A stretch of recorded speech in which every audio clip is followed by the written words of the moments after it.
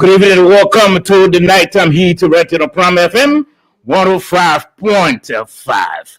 A brand new year, 2026. And of course, we endeavor to dig further into issues of national concerns, to create the heat on this program, providing access to all the parties, not just one party, but all the parties. Like I said to you, this program is basically designed to bring all parties on board to discuss Mama Liberia. And of course, my panelists, they've been doing extremely well. 2025, they were very, very effective. And I'm sure 2026, this year, they'll be effective more and more. In fact, we've begun with that momentum, that spirit to ensure that the Nighttime Heat it has no match at all during the night program. Already, the program has journalists, professional journalists, presenting this program. So let me give kudos to my panelists. They've been doing extremely well. And so the Nighttime Heat is here tonight. We're going to put a spotlight, a grill on the senator of Sano County, Creighton Duncan. Duncan is our guest tonight for an hour, 50 minutes. And after he has left, the panelists will be looking at what are the legislature really address the concerns raised in the veto, the president's veto, before passing the Seaport and Inland Decentralization and Modernization Act. We got a couple of documents. The act was rejected, vetoed by the president initially, but then overnight, a crossover, it passed, and currently on the it's on the desk of the president for his signature so that it becomes law. But is that really in the interests of the Liberian people? We'll be looking at that tonight, my panelists and I. And then also, the new debate has emerged over the issue of the controversial FOIA project. We'll talk about that also. But let me try to welcome our guests before our senator. Moses, I'm sure Moses is on by now. Moses, welcome to the program. Yeah, thank you, Saba. It's a pleasure to be back. And let me say hi to all of our many listeners out there and viewers. I want to say it's indeed a pleasure to be here. I am grateful to be amongst the many who have been given the opportunity to commence another chapter of life journey. So thank you for the opportunity. Okay, Moses is one of our panelists in the diaspora. Moses, thank you very much for your effectiveness and your commitment, shown over the last 12 months, 2025. Thank you very much, Moses. And let me welcome David Benedictus Erasmus Nangwetawe. David, welcome. Before you call his name, you got a drink. Thank you. 2 bottles of water. Thank you, Sabot. And as Moses said, it's always a pleasure to be back on the Nighttime Heat. Okay, Dave, thank you very much for also your commitment. And let me welcome George Kennedy. George, welcome to the program. So welcome. Happy New Year to every one of you. Very happy return. To Senator Duncan. Happy New Year, I guess. Thank you. Thank The you. same to you. Okay, our lawyer in training, the man is a law school student. He's studying law next, not this year, not next year. February. This year, February, next month. Then I will be graduating from the law school. But welcome to the program, Edwin. Thank you, Slava. And I want to say, good evening, good afternoon to all of us, to Moses and everyone. Happy New Year. We're glad to be here again, a fresh start. And, to see how far we push the year. And I also want to say welcome to the Honorable Senator. This is the Nighttime Heat. Thank you. Okay, so gentlemen, we have Senator Creighton Duncan. So as usual, we go around to talk about. I'm getting feedback. we went around to talk about what's on our mind, what's trending. But this time around tonight, we'll not do that because we have to, allow our guests to come in, and then we do the grill of our guests, and then at 9:15, our guests can leave, and then after which we can talk about the act, that controversial decentralization and modernization act of the ports. It's raised lots of debates, and of course, we're going to read some documents that we have in our possession, and to also going to figure out also who's behind or pushing this bill that many said it's not in the interest of the Liberian people. We'll be talking about that as well. But let me welcome Senator Orme Creighton Duncan. I want to add another title, but let me leave that for now until it can be confirmed. Welcome, sir. Thank you. Thank you very much, Sabo. And Happy New Year. Many more in return to you. Okay, so Senator, again, our guest, Moses Sandy, is in the diaspora. He's one of the panelists. George Kennedy as well, and David Tagbert and Edwin Famola. This is the only nighttime program that predominantly has journalists, interviewing people. If you listen to all the nighttime program, you don't see journalists there. You see politicians and people who consider themselves politicians. They are on the program, but this is the program that has lots of journalists. So, Mr. Senator, first, let me kick the ball rolling. Just in a nutshell, in summary, give us your own take as to the performance of the government. We'll go in detail. We'll talk about the economy. We'll talk about infrastructure development. We'll talk about the fight against corruption, whether the government is committed to that. We'll talk about a lot of that. We're going to talk about the opposition bloc, whether they are quite united for 2029 or whether you guys are not quite united. We'll talk about that, and a couple of issues we're going to talk about tonight. But just in a nutshell, how do you see the performance? And when I talk about the government, I'm talking about the judiciary, the executive, and the legislature. Just put them together. We'll go there those separately. But how did they perform on the overall? So, first of all, I'd like to say thank you for giving me this opportunity to appear on your show tonight. But I think you and I will have some differences tonight. Okay. My role, when you say analyzing the government, Performance of all of you. Sometimes I ask myself, where do I start? We are so used to the same everyday affairs, and that is not helping the Liberian people. We are used to criticizing, we are used to supporting blindly, and so this year should be a different year. Okay. The question I will ask you, because what I know you expect of me, is to begin to say the government of Joseph Boakai came 2 years ago, and this is what he has done over the period of time. This is what he has not. This is what he should have. Those are the three cardinal rules you want me to play here tonight.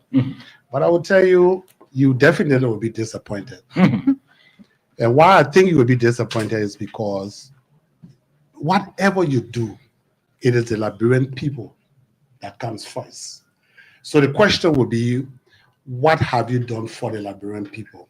What lives have you changed? Which direction have you redirected the country from mat to mattresses? You understand? So I don't like to get involved into analyzing because our country remains as it is. The pattern that was set from 1816 has never been changed. Wow. Talbot came in to change it.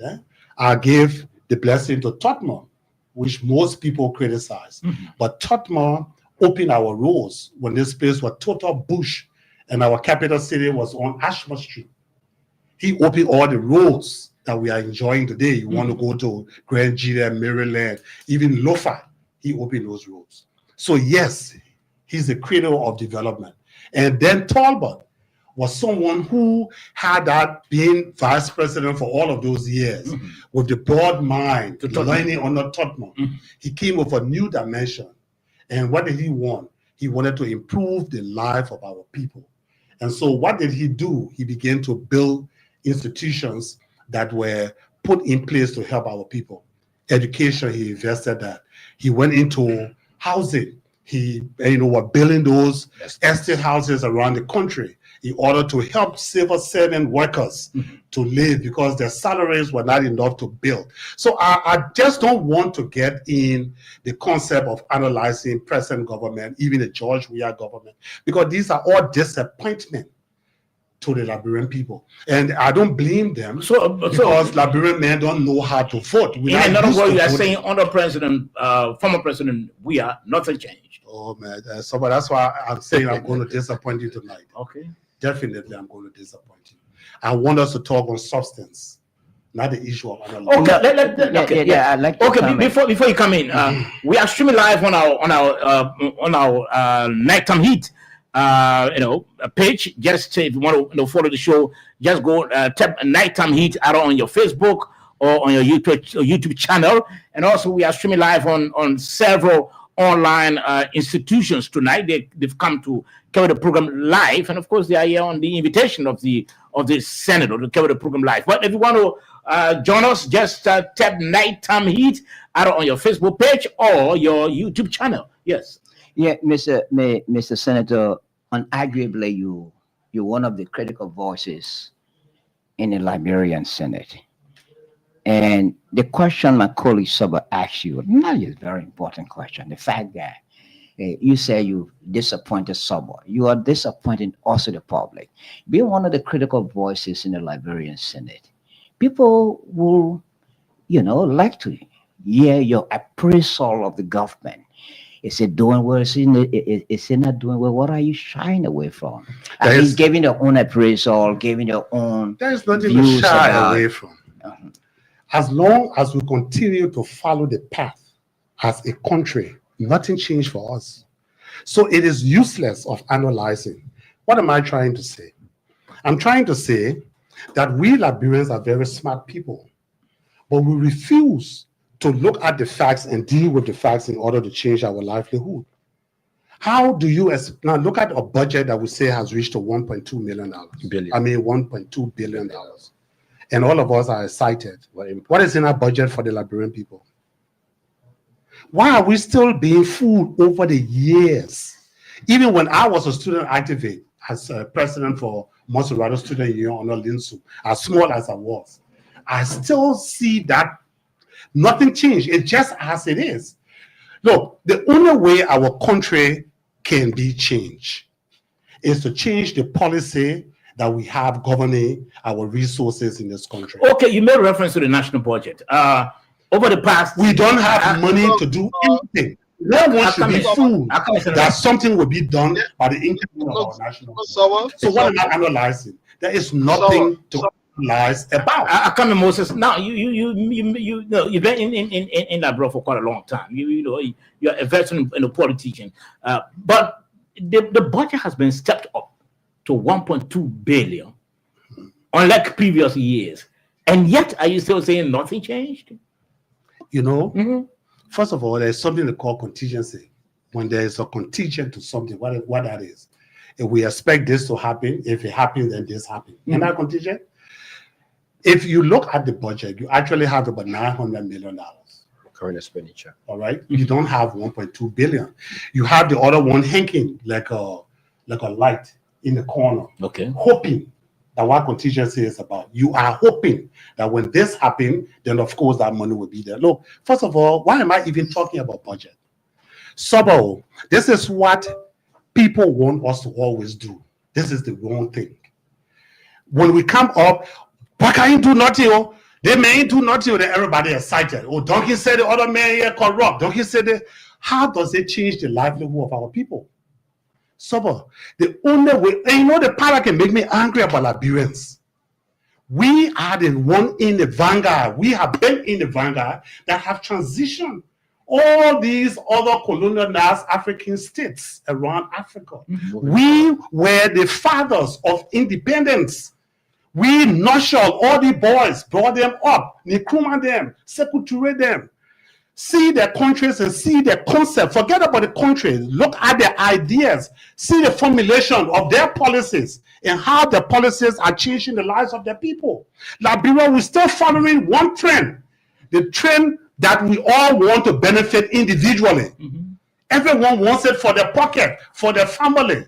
So you can sell the country just for you and your family to survive. It's not about the country anymore. I don't see anyone there for this country. The only way you can demonstrate to me that you have the country on mind, then I can analyze you if you begin to change the policy that is keeping us in poverty. No, they're changing it. Senator, can I ask you something? Please.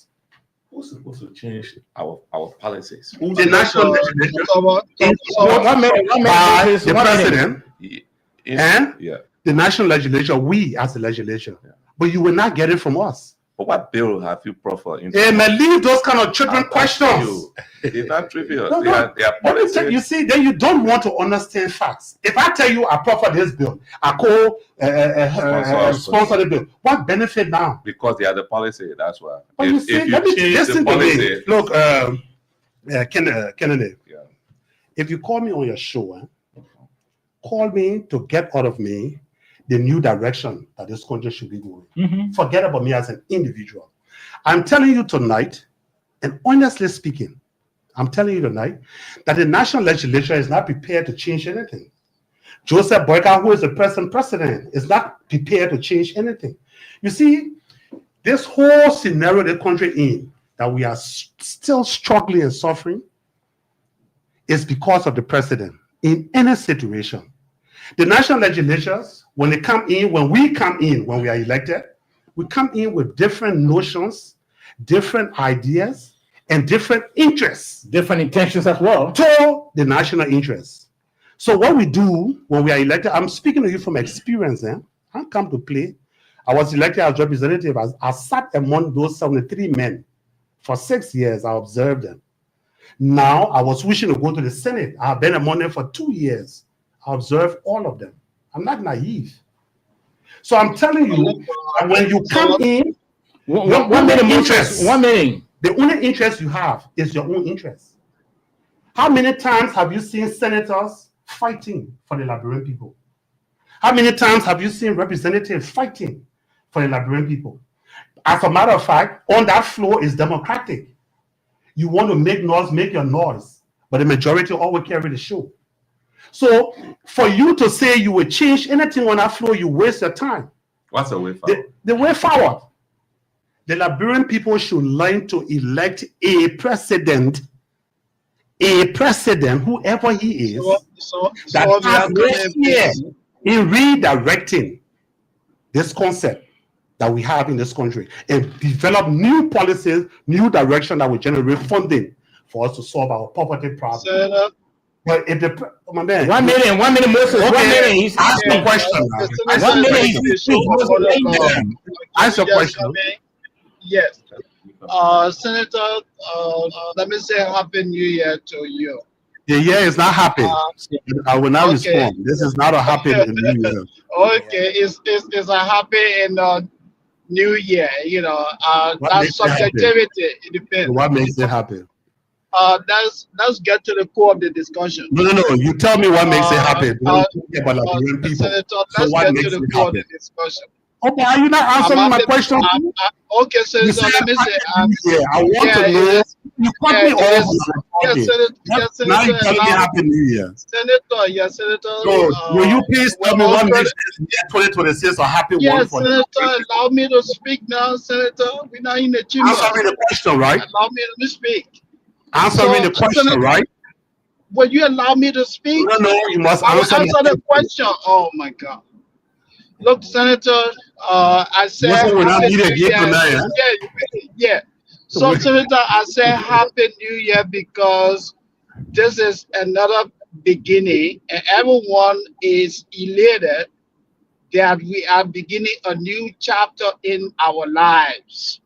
That's what I meant by Happy New Year. You individuality. always Is look that what you're forward to a talking new about? beginning. That's what I told you earlier. Subjectivity, Senator. You see now, Subjectivity.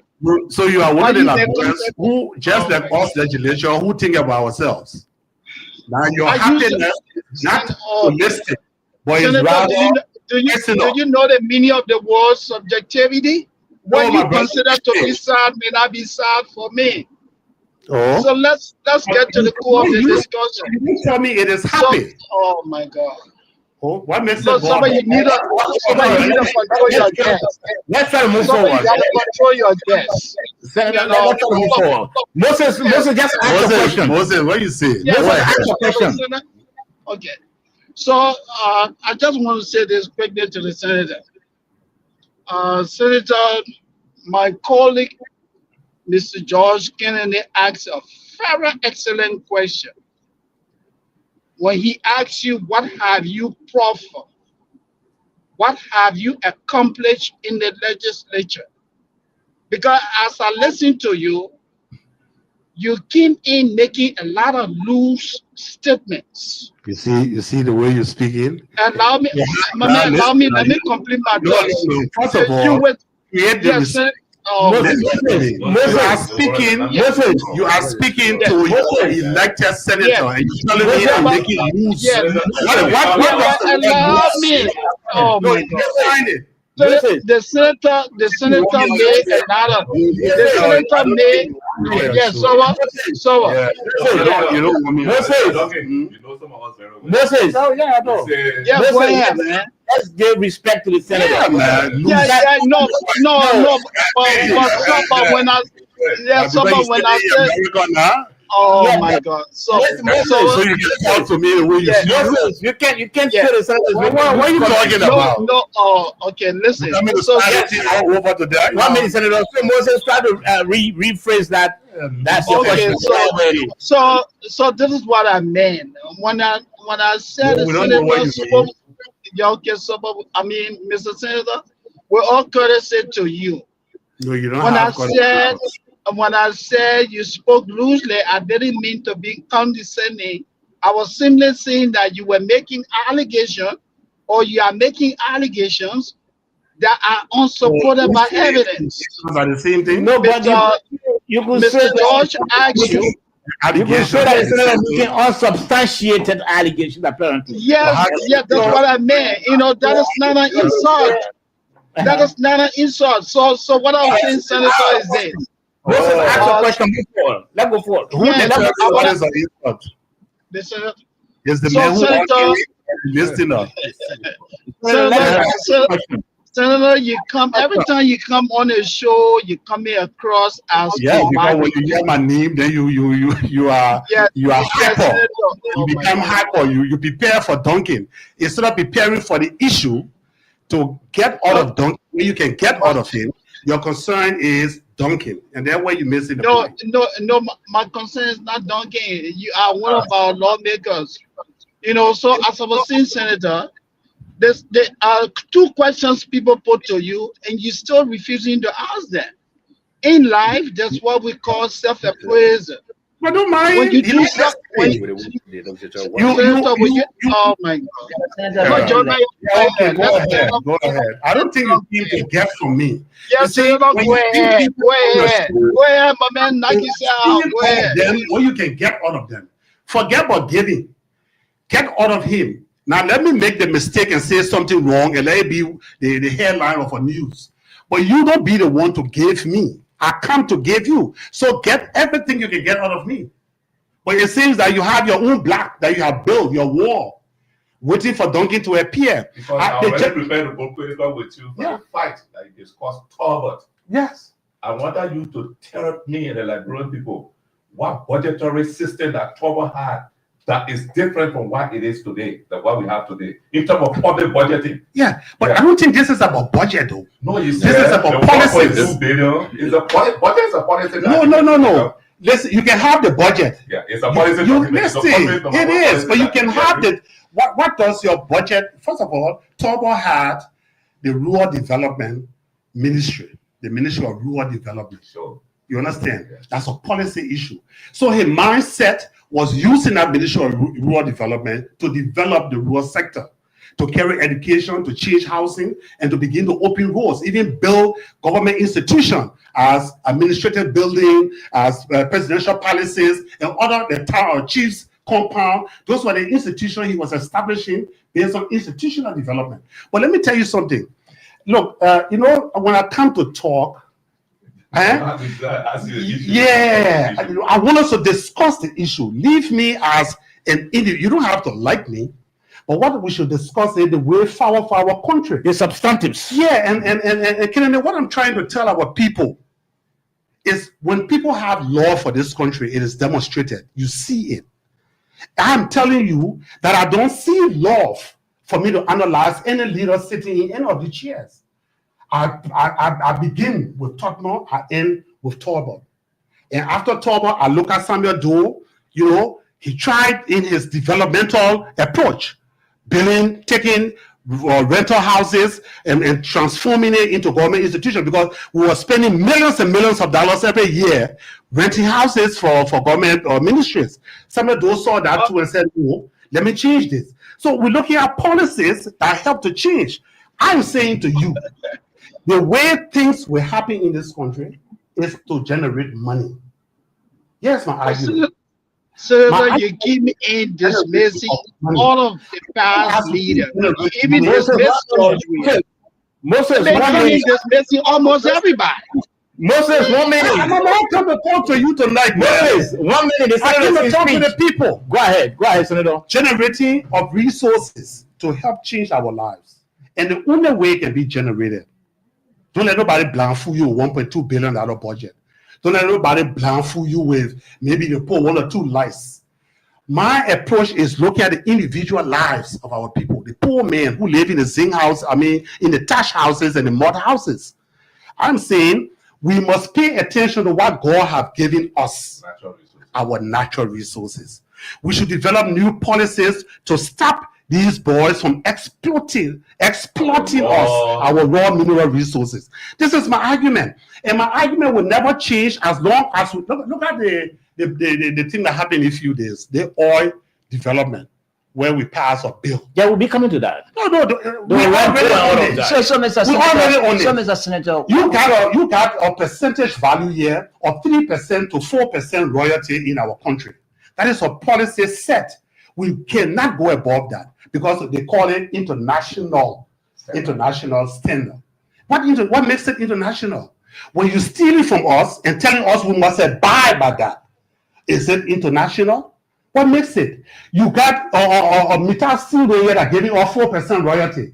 You got the gold from Asylum, from all these guys them here. Muhammad is giving us 3% royalty. You gave me 3 cents on $1 of every mineral resources you take from that you steal from my country. How in the world can you give me 3 cents? Mr. Senator. So what I'm saying, if you tell me to analyze, the way you want me to be just ordinary Liberians who will just talk because we want to say Boyka Winnie, George Winnie, Dave May Winnie. How does it change the life of our people? Senator Donkey, what suggestions are you making that your colleagues are not listening to you for? What suggestions this is why I come on the show. In the best direction? If I could convince my colleagues, I would have convinced them, and that trend will have turned. But as I said, individually, people want to be affiliated with individuals in the executive. People in the legislatures want to be friendly with Joseph Boyka, want to be friendly with the Minister of State, with the Minister of Public Works for him to do development on road construction or whatever. So everybody leaning on their own because you want to be re-elected, you want something done in your county, so you can't stand up Senator, for the purpose in which you was elected. Senator, that hasn't addressed my question. Yes. What suggestions are you making to your colleagues in the legislature in terms to change the trajectory? Because you find yourself under circumstances that don't seem to be going the way you want them to go, but you are still there anyway. But what suggestions are you making to your colleagues? Revisit our laws, look at our concession agreements carefully, and stop sticking to the old ways. I'm saying that the legislature have the power to revisit. I want without- you to cite specific instances. Yeah, for but the key there Mhm. is the royalty, is the benefit that we get from our mineral resources. We export iron ore from here. We export gold from here. We export diamond from here.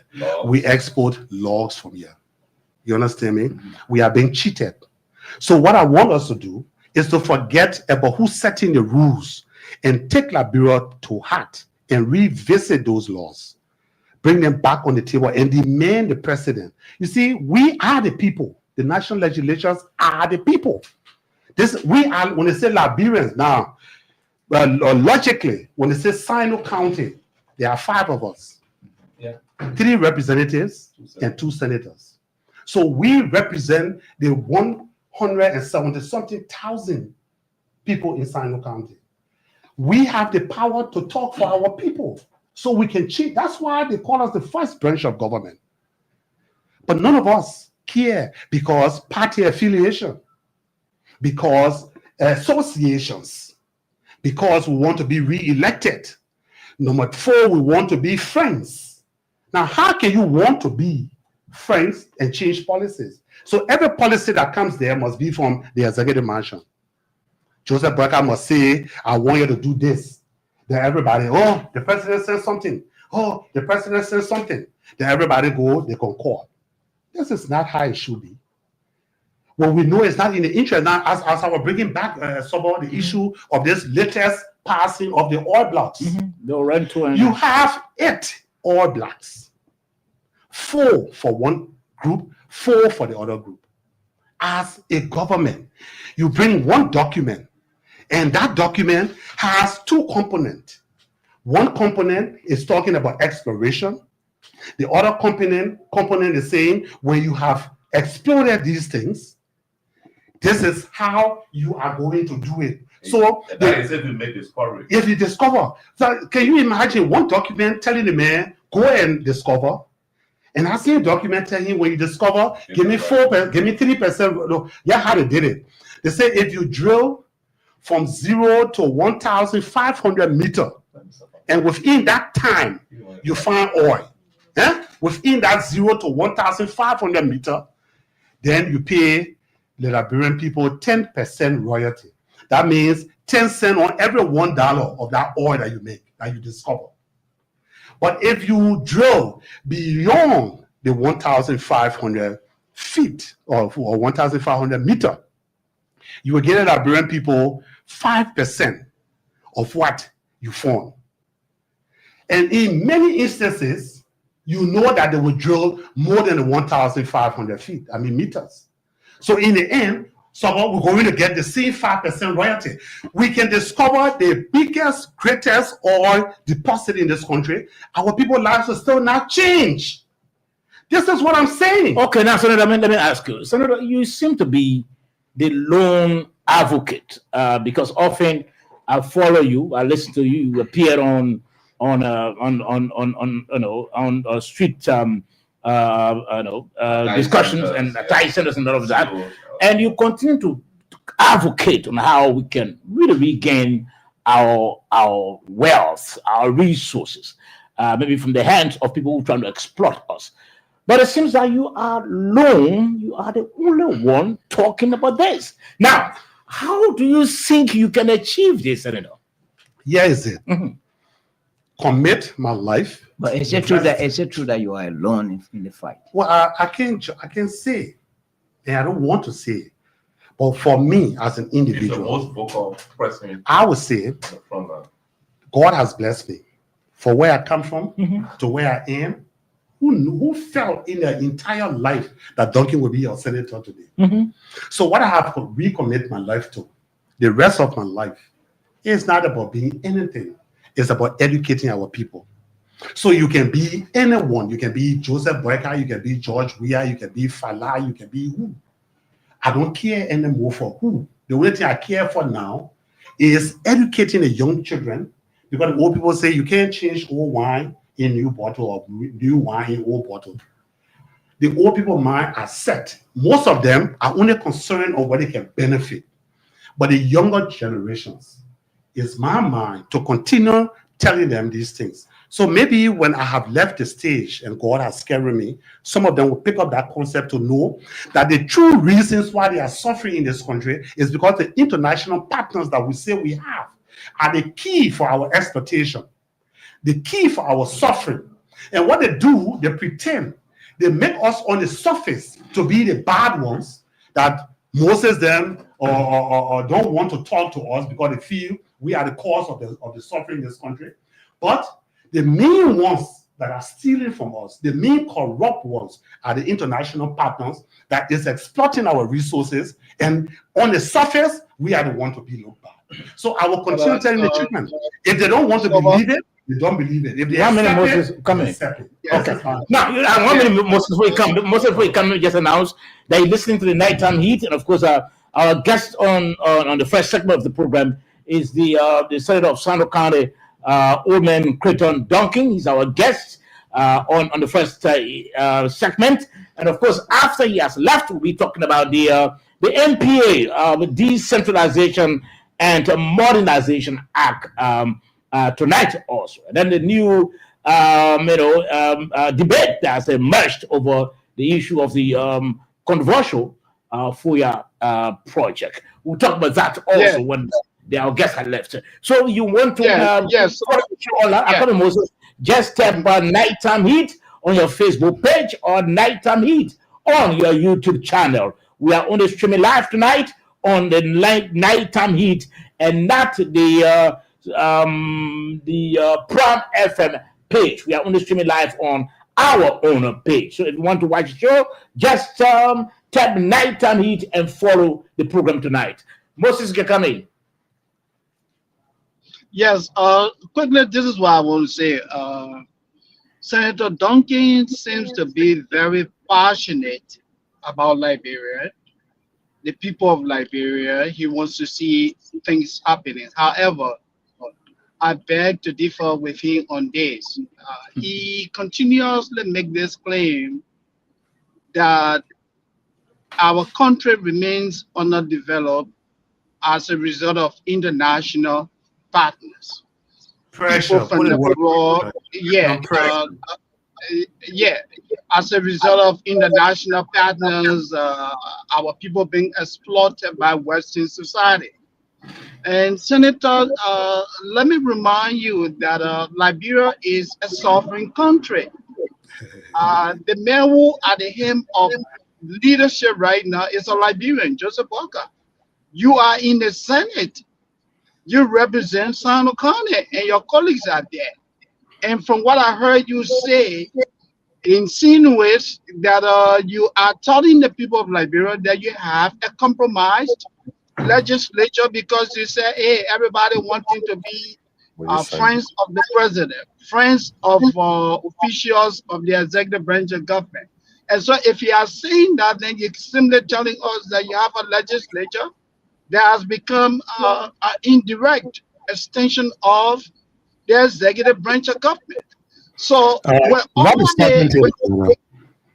say sovereign, Liberia is a sovereign nation, what do you mean? Sovereignty. Okay, so Senator, let me take that back to you. As a lawmaker, let us not go to that level, but I want you to explain yourself. As a lawmaker, Liberia being an independent nation, you control your resources, you have power over your borders and other than that. Why do you continue to when you talking to me, first of all, Moses, let me tell you, forget me being a lawmaker. I went to school in your America there, yeah. I did my associate, my bachelor, my master's, all in your America. Senator, I know you guys graduated. And when I came home, I didn't get jump in politics. I became a classroom teacher. I taught UMU for 3 years, and I taught Cottington Graduate School for 5. Don't talk to me as you're talking to one of those boys. Yes, Senator, I am not putting you down. We have sovereignty over our natural resources. Moses, let him land. Is this what you're telling me? Or who are you talking to? You're afraid to talk in America? Is that the issue? Senator, is Liberia not a sovereign Do you nation? understand the international play on how things are being done around the world? Do you Senator, understand international politics? No, but you don't talk to me. You see, that's why I say when you call us on this show, you should allow us to talk.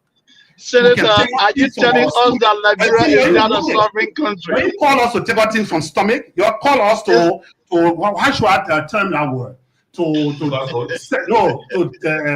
Condescendingly talk to us, to bring us down. Listen to me. It doesn't have to be this show. You know what Dior said? Dior, one of the best writers of Africa, on the same topic we are talking about. You know what he said? He said these guys have 5 different concepts that they have imposed on the African people, and that under no condition you can easily break away. They call you guys one. The press. They use the press to bring us down all the time, most especially those that will be vocal against their craziness they are doing. And these are some of the things, as I said, the age I have reached to, that will not shake me. It doesn't shake me. You're in America, you say you're a press man, but you will Senator, never. are you telling us that Liberia is not a sovereign nation? Is Liberia not a sovereign nation? Sovereignty. They are man from here jumping in Venezuela and seizing him and his wife, flew him to America. Then you say sovereignty, Liberia wouldn't even know how to walk. Country like Venezuela that is considered to be a development. Yeah, man, look, don't talk to me that I'm a boy. That's what I don't want you to do. But we have come to let's learn from one another. All right, guys, look, you go ahead. I will listen to the senator. The senator said Liberia is not a sovereign nation. Thank you. Yeah, what happened is the information you are giving. I mean, Mr. George, Sabah George asked critical question at which when someone asks whether you are the lone soldier on the front line fighting to change this type of system, and you say you don't know, you didn't know, but I said he's the one on the forefront, showing his face to the bullet. So in this case, the people would like to hear from you critically, because tomorrow, even there are a lot of people that will blame you, the legislators, for ratifying concession agreements that will affect. Let me issue this addendum. So let me issue this addendum to you, my colleagues here. I'm in support of most of the things the senator said about us taking control of our natural resources, even to a percentage of 50 to 60%. Ownership, partner sharing. Ownership. If any company comes here, I want us to do. We own the resources. Okay, I want us to do PPP, public-private partnership. Simple. If you bring your resources, I got my natural resources, bring your equipment, I got my natural resources, I take 60, take 40. I don't want to cut you off, Watch the way, I'm not cutting you off. For me, watch the way the Chinese build roads and do construction in countries. If you're driving by, you will see 2 Chinese men, right, standing with over 50 Liberians on the road. And they will be doing the supervision, and Liberians will be implementing. Now, if we send our LU boys, the Cottington boys, take our smart ones and send them and train them over a period of time. Look, we must have a projection. This country is not for us. We're already here. It's for those that are not yet born. Our children. Men that train them, they have a vision that what you see today, Guinea is prospering because Toure were not anxious to give all the resources, because he knew Guinea was to survive for eternity. Yeah, it is today. I was just in Guinea in a few days. Those boys have built one of the longest railroad, to carry the bauxite and the things. My man, look, Samadou mine. this thing is vision. In How fact, will we be praising government that's even put us when there is into a nothing to general praise? story. Okay, now, Senator, again, let me. So we need to train our children, and when they come back, they can take over these resources. If even the banks, look, you got over 6-7 banks, commercial banks. You know the purpose of a commercial bank? Not just to keep your small money.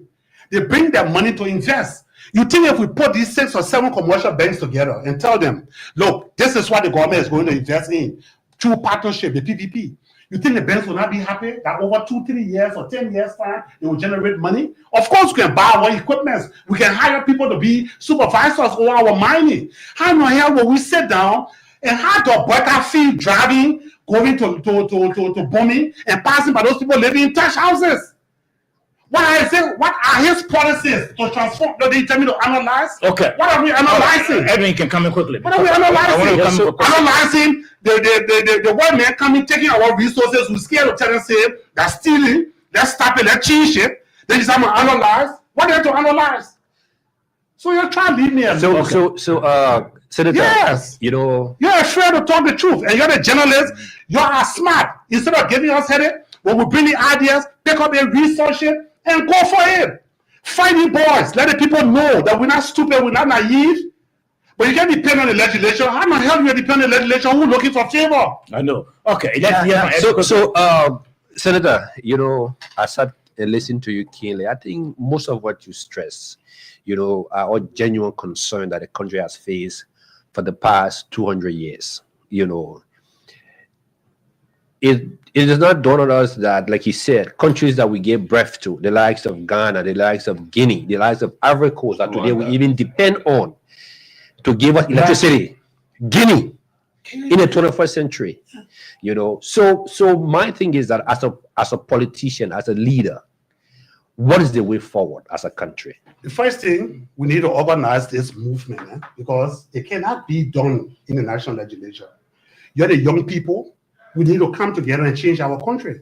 You need to come together, find somebody that will be able to help. Look, forget about who wants to be president. Look among them. You come behind them. Revolution starts with nowhere. Mm-hmm. But when you grab the concept, you grab the idea, you go for it. The old boys will not change it. No, that's true. Over my dead body. You can even re-elect Boyka, he will not change it. You can bring Joe Weah back. So matter of fact, will be the worst thing when you bring Weah back because number one, Weah is coming for his last term. When he take his last term, he gave a freak about who else there. Who survived or who died. So he will sit down, enrich himself well, make himself more solid, that when he go, he wouldn't think about money. You need to begin to rethink. Yeah, but there you were talking about what, $10 million billing. You say you're coming discussing. What are you discussing? What you discuss? You can talk about that $10 million billing for now until judgment day. They will not stop it. They have decided to bill it, they will bill it. When that woman retire, he will sit down in that $10 million billing. Whereby the people he will pass by Still to go to that place will still be in that destitute. What do you want me to analyze? What is here to analyze in this country? Senator, in my view, you sound a little bit pessimistic, not sure about anything changing at all. And that's the ground you stand. And the other thing you said is that, look, you know, the legislature of which you are a member, many of those in that body or in that legislature are seeking favor either from the president or from other people and are just interested in themselves. Party affiliation, party interest, and all that. Mm-hmm. But yet and still you're a member, because at the end of the day, if the government fails, the government of which you are a member, if that government fails, if the country doesn't succeed or overcome all these challenges, Creighton Duncan name will be mentioned that Creighton Duncan was one of the legislators. They didn't change anything. So if you agree with me, then why you are doing such a body that is not listening to your ideas, your good ideas to change things? Why are you still doing such a body? Yeah, what I think. If I wasn't a senator, would you have easily invited me here tonight? No. Can you see one of those boys are pushing wheelbarrow down the street on the how they call it, how they call it boys, but not Yana. The push, the one with the water. Yeah, push. Will you stop him and call him on the show to interview him? No, you won't. No. So we have been looking for a platform. I have the platform as a senator. Now, if you don't want to listen to me, fine. I will die with peace in my heart. I will die and feel relaxed. Look, there were greater leaders like what his name, Steve Biko then. Steve Biko then started his trouble before Nelson Mandela. Steve, he left behind. Nelson Mandela took the crown, right? Yeah. But it started something, and Mandela was moved on that started. All I'm trying to do is to commit. Forget about money. I mean, we all were born poor. We'll never be rich. With that poor, you die behind. These jobs that we get. after you take me for the job, after 2 months, I will be coming to the UN and say, my man, give me $500 a day. The only people that will not do it will be people who mean that when they were there, they were keeping all their money. They were not building things for the people. They were not helping the people, like scholarship, like markets, like youth centers, like this administrative, those kind of things. They kept all their money. So when they leave the position, they will be having it. But those that have the mindset to help, because government will never reach those places to build markets for them to do those things. So we are elected, not supposed to do it, but we force. They come to us. Please help us. Like I just a few days, I did 2 schools together and 1 clinic. I just turned over 2 months ago. Yes, and let me be careful now. So what I'm trying to say, let me be careful now, so you can evade my yeah, question. I know. I'm coming back to question. it. But what I'm trying to say to you is, we must look. This country, our country. Why are you still doing this? What are you still doing in the Senate? I'm When you using think the platform. The platform. Yeah. I'm using the platform. Mhm. As a senator for my next 7 years, I will advocate. After that, I will continue to advocate until people can learn to redirect. You know why? The problem with Liberians, and I always say, we're not used to elections. We don't know how to elect leaders. So can I make a suggestion to you, Senator? No, I'd like to do a follow-up question Can I make first. a And I beg you, let me do a follow-up You're fighting question. for me, eh? Yeah. I don't want to Yes, Senator two men Duncan. won. It means So you that- want me and my man won me. Okay, who will take me now? Senator Duncan, I'd like to do a follow-up question. I noticed that you shifted all the blame on international people, foreigners who you say are taking away our resources. Although they didn't just walk in the country and just grab the resources and start taking it away. But history tells us that these international people, including the great United States, they've made several monetary contributions to Liberia in so many ways.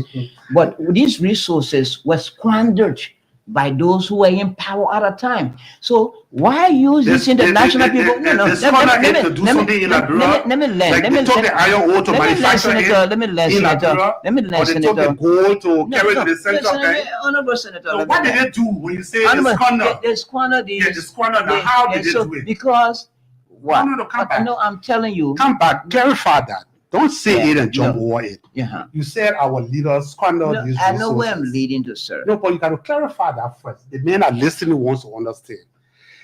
Is it the money, the percentage of the royalty that he got that why he misused, or the resources itself that was dug that why he misused? Which one? Who gave them the resources? No.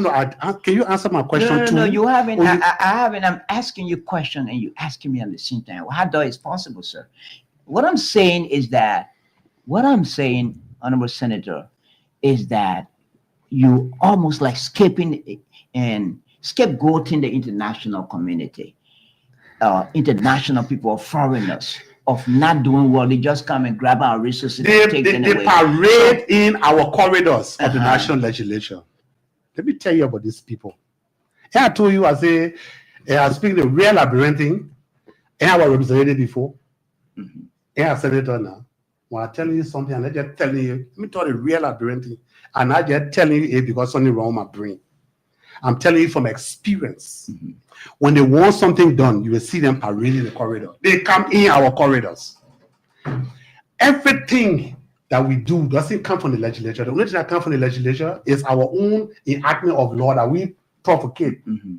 Like if I feel now that the white sheet must be sold for $1 or the white sheet must be something that comes from the legislature.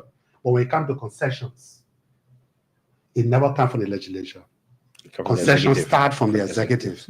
So all these blagafu rules and laws that we are breaking, it comes from the president, from the office of the president. And you agreed. This is what I am telling you. If you haven't seen democracy play in your country before, it is played on the national legislature floor. That's majority. Majority will carry the day. And why majority will carry it? Because most of them wants to be seen supporting the president. So if this is annoying you, Mr. Senator, if this is annoying you, I should what resign. are you saying? You want me to resign? What are you saying? So, but do you think? Because I see your question. So, do you think if I resign? That's my point. Hold on now. Hold on, my brother. Do you think if I resign, Is that that will the help the problem? cause? No. It may not solve the problem. No, don't say it may not. Do you It think may it will not- solve it? It may not So, solve the as I problem. said to you, My people elected me to fight for them. They voted for me because they saw potential. Let me exhibit that potential. Okay. And this is how I can do it. Okay, So, Mr. so, Senator. Yeah, By okay. saying the truth, Well, regardless about who feels and how they feel. Okay. To give Mr. Joyce a change, I just wanted to make a suggestion. It's not a question. Your advocacy is very good. I love the advocacies. For me, I'm a realist on the show. I like to come up front. But I want you to kindly do something. Put the advocacy in writing. In writing? Bill.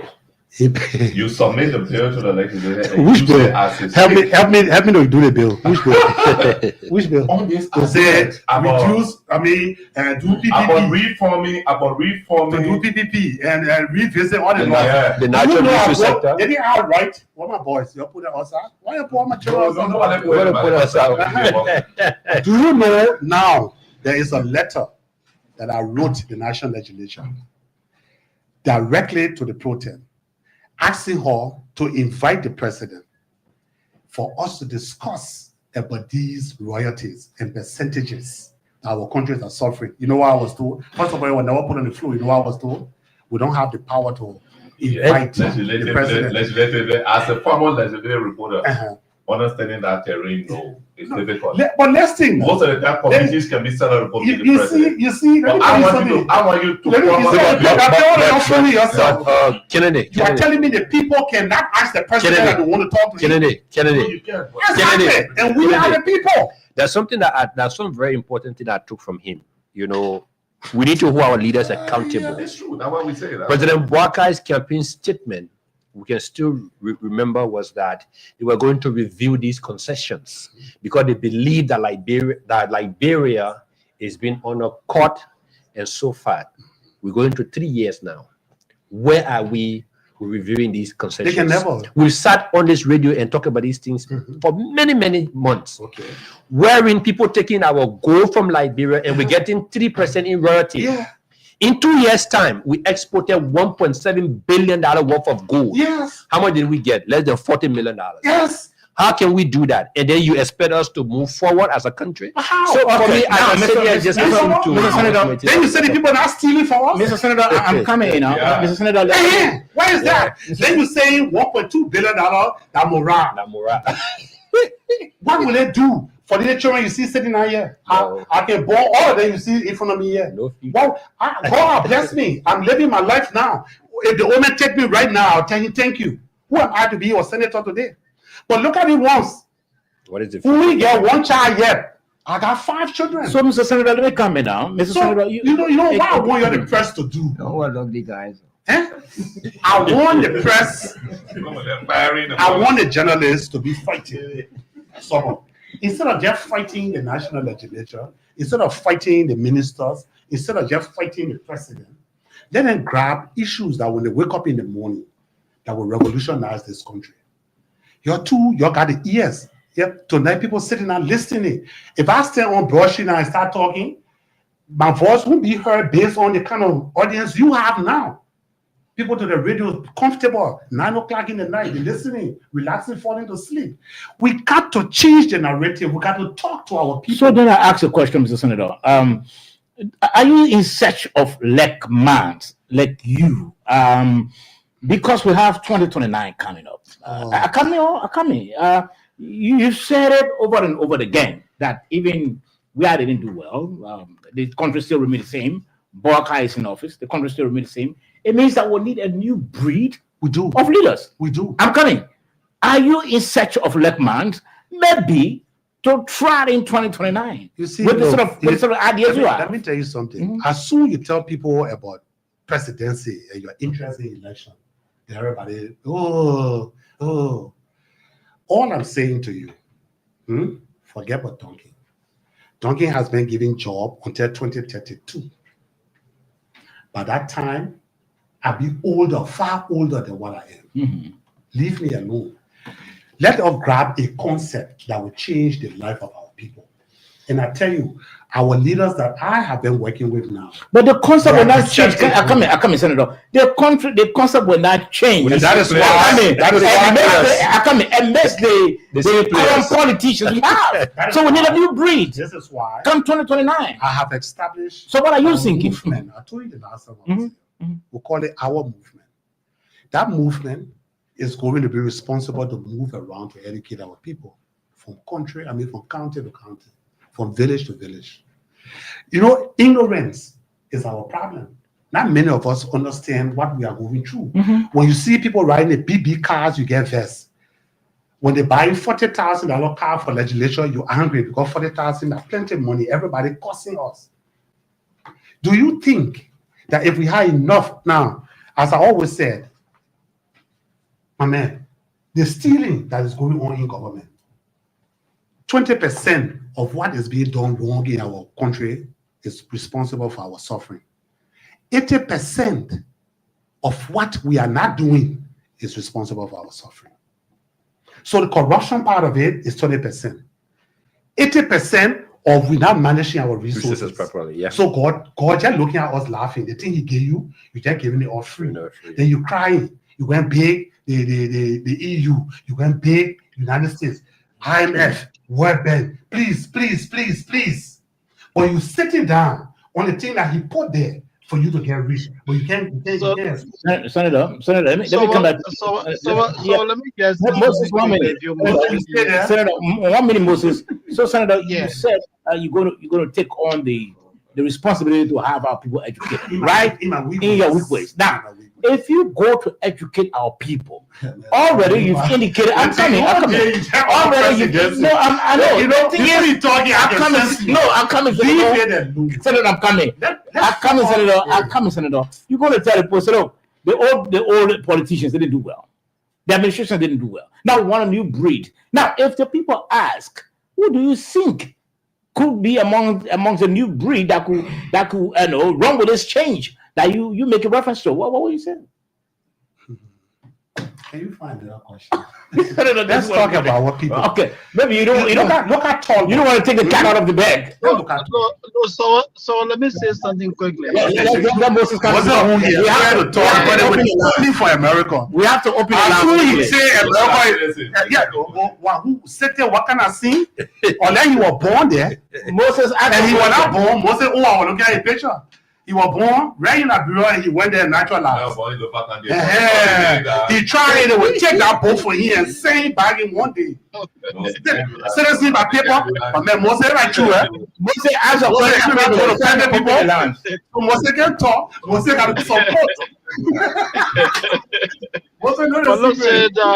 Senator, as I listen to you, you have spoken about a lot of issues that you consider to be passionate about, for the good of our country. It sounds real laudable.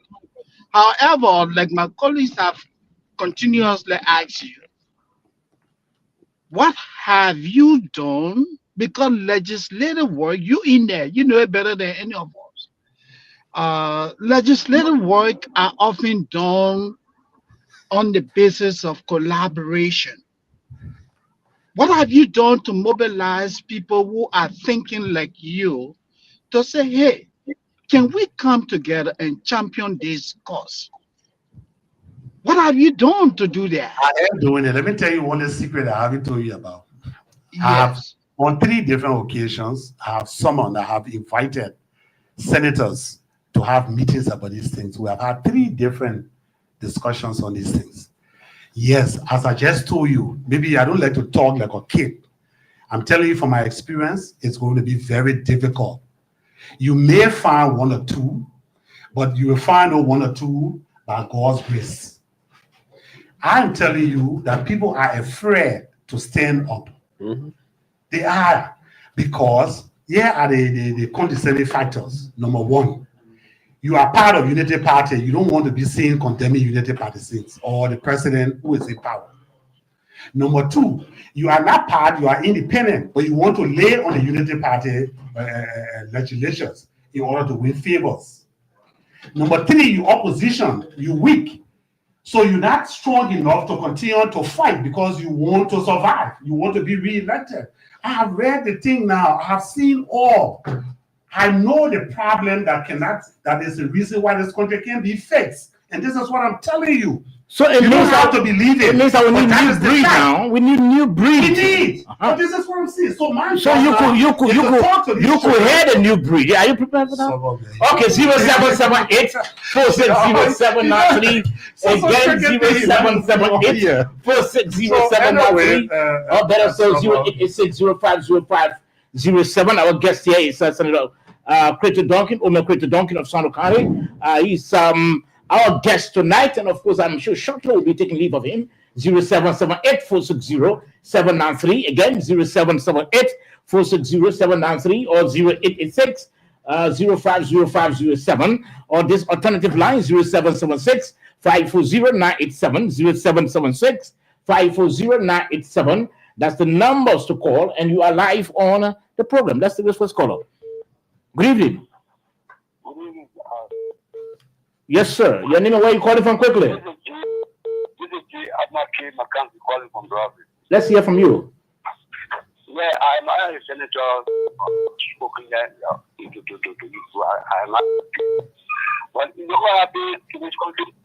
The policy that will continue to do that will damage this country anywhere. That policy is in your country. You know, transfer company. The Mr. Aluko, the people at the place there that are trying to get money from us free. Right? Those people, they are here because of the US is vulnerable.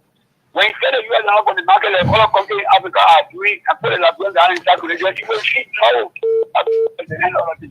People are coming here because our US is vulnerable and then direction for all the control. So there's a need that the US are on the market and put Liberians in circulation. You will see Liberians not in 1 year time.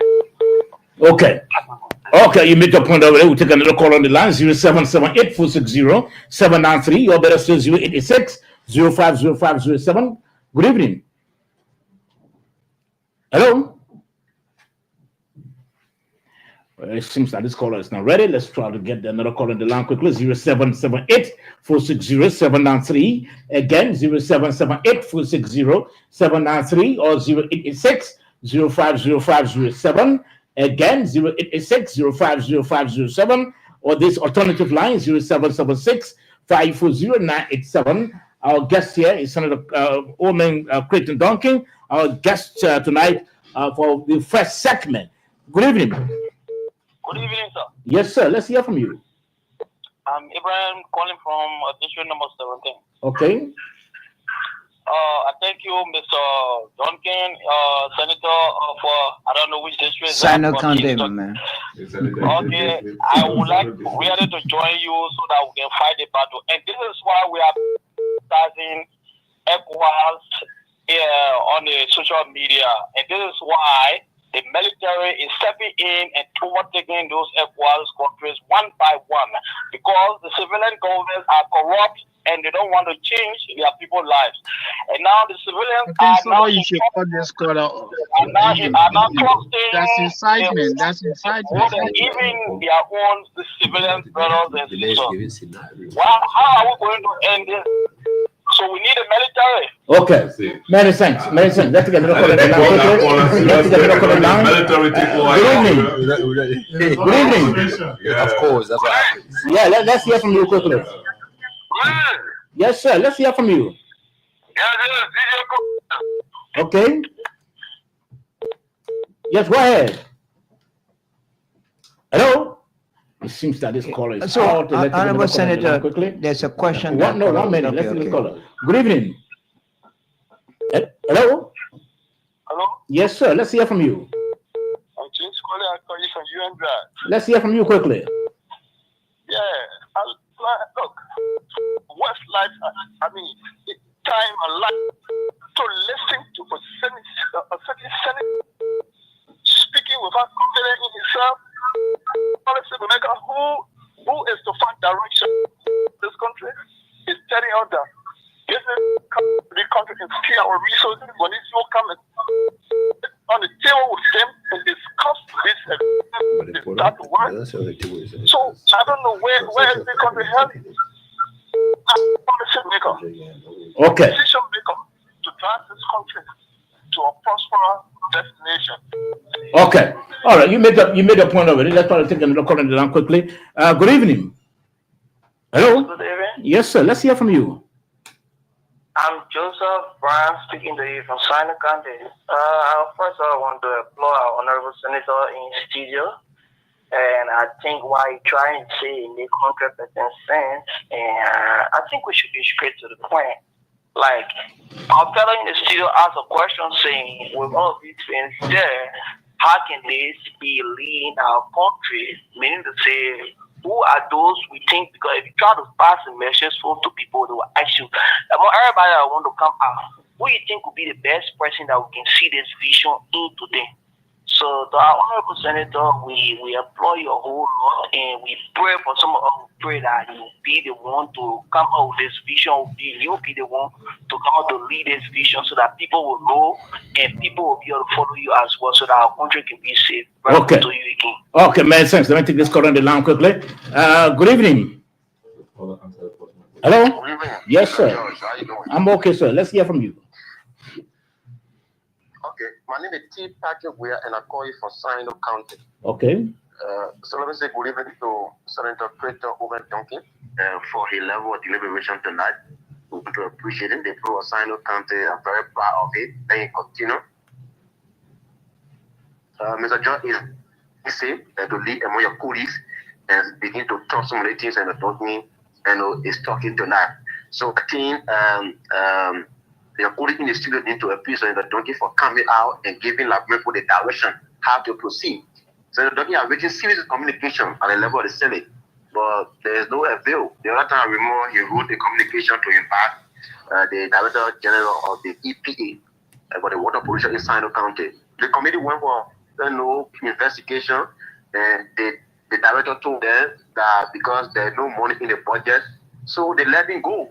And because I would say a thing is talking about everybody want to look at the president, put the president serious as friend or as affiliate. So it's difficult. There's still a communication, like I said, so they're written, but there's no outcome.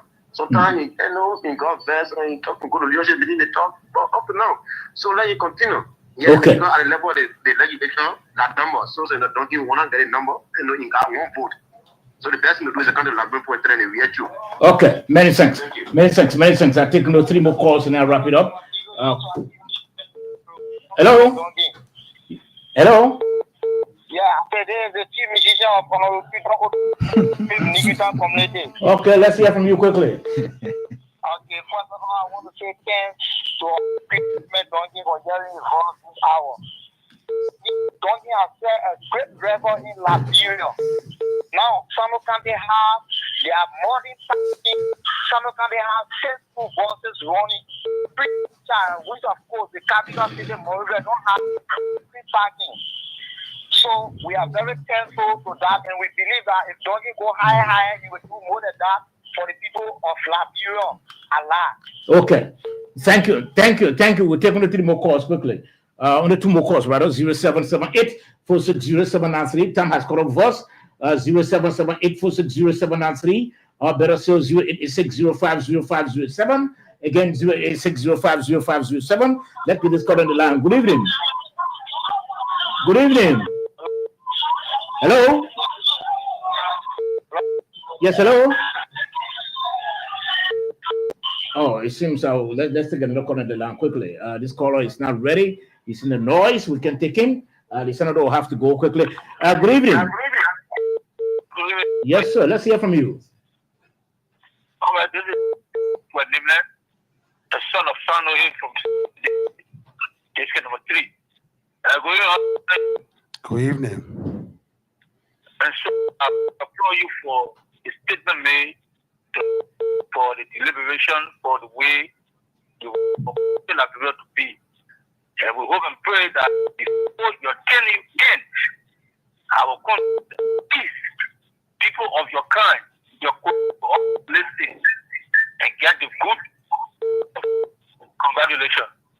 Okay, many thanks. We are not taking additional calls. Okay, so it's okay. I'd like to. Quickly, because the senator have to give his parting comment. Senator has to leave. This may is protected, so don't worry about him. Honorable Senator, I mean, someone is trying to beat around the bush. From how you sounded from the time I sat here, I've got the impression that you have a bigger ambition. Is there anything wrong with that? You have a bigger ambition. Nothing is wrong with that. Mr. Senator, do you want to contest the presidency of this country? You have an The intention show to is being contest it. recorded.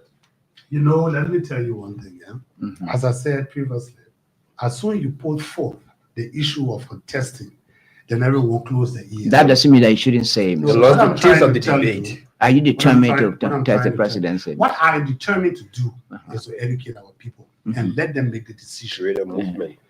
by creating a movement and going to them to their houses. That sounds ambiguous. And Mr. this is what I No, am that going to- sounds very ambiguous, This Mr. is what I'm Senator. I doing. want you to be It's a exact. time where we have That sounds we invited the senator for 1 hour 50 minutes. Education, and I will educate them.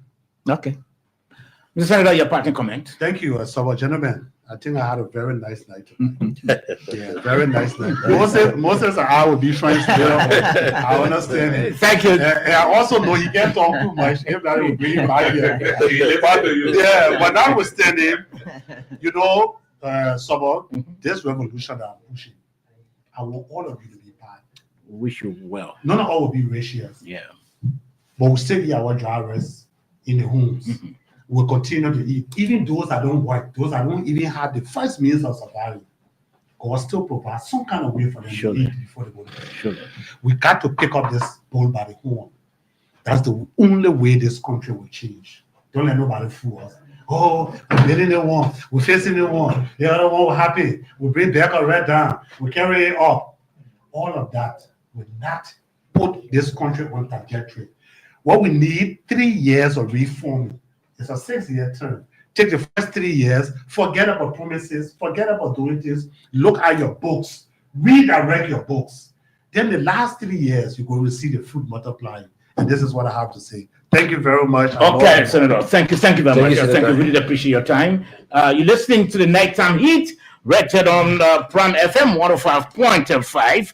And of course, very shortly, we're coming to discuss the controversial, it becoming I wish I was controversial here for now. that, but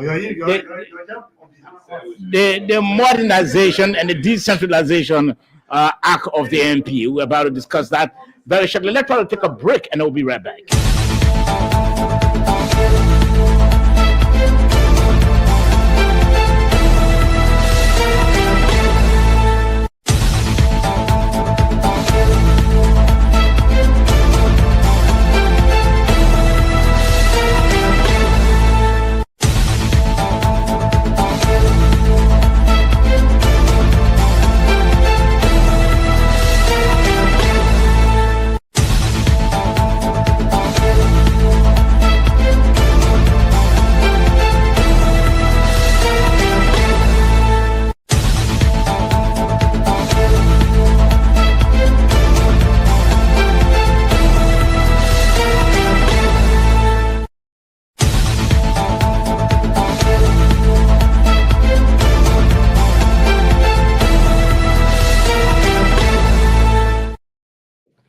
Okay, so welcome back to the program, the Nighttime Heat, rated on Prime FM 105.5. Maybe you're not going live, man, from your phone. What's happening, Irving? I normally go live. It's because of the feedback. Oh, okay. And I think Dave will begin going live maybe on Wednesday, so as to ensure that all of us are on video. Again, you want to follow the show? Just tap Nighttime Heat. This 2026 we're trying to promote our own page. We're not going to stream live on the Prime FM 105.5. Anytime we come on, we're going to stream live on our Nighttime Heat page. Just on Facebook, just tap Nighttime Heat, or on the YouTube channel, again, just tap Nighttime Heat, and of course, going to follow the show online. So, gentlemen, I know there are a couple of documents we dropped in the chat room, and we thought that we needed to discuss it. we all heard about the seaport decentralization and modernization act that was in fact brought to the fold sometimes last year, and the noise came up. I understand it's been pushed by the pro tem and a few senators in the Senate. The one this bill to pass, but then they submitted it to the president. Unfortunately, the president, in fact, vetoed. Let us try to read a copy of what we have.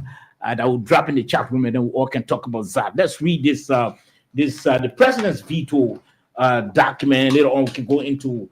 In fact, apart from the president vetoing the act, there was an opinion from the Minister of Justice. We're hoping to go into that, and then also the reaction from the Unity Party diaspora, Unity Party partisans who are in the diaspora.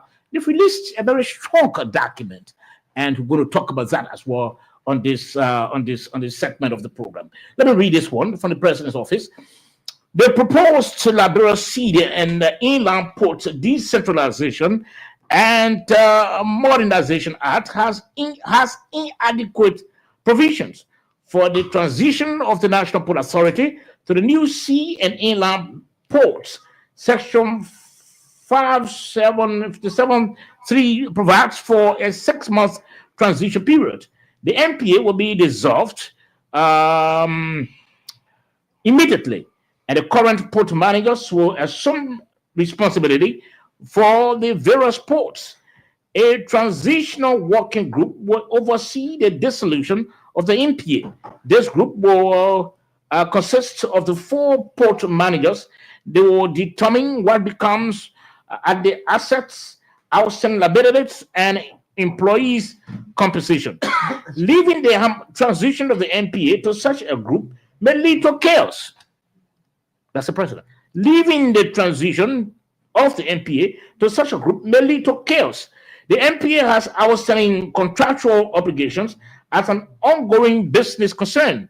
If those contracts are abruptly cancelled, then the issue becomes what becomes of the contractual obligations, and the contractor under the Constitution of Liberia, Article 25, obligations of contract must be respected without transition provisions as to the assets. Now, the president was saying that the act that was submitted to him has structural issues, and let me not go through all of that. He came back to his letter. He said, Madam President Pro Tem, as you are aware, Article 35 of the Constitution of Liberia grants the president the authority to approve or disapprove a bill that laid before the president. Therefore, given the reasons mentioned, supra, and by virtue of the authority in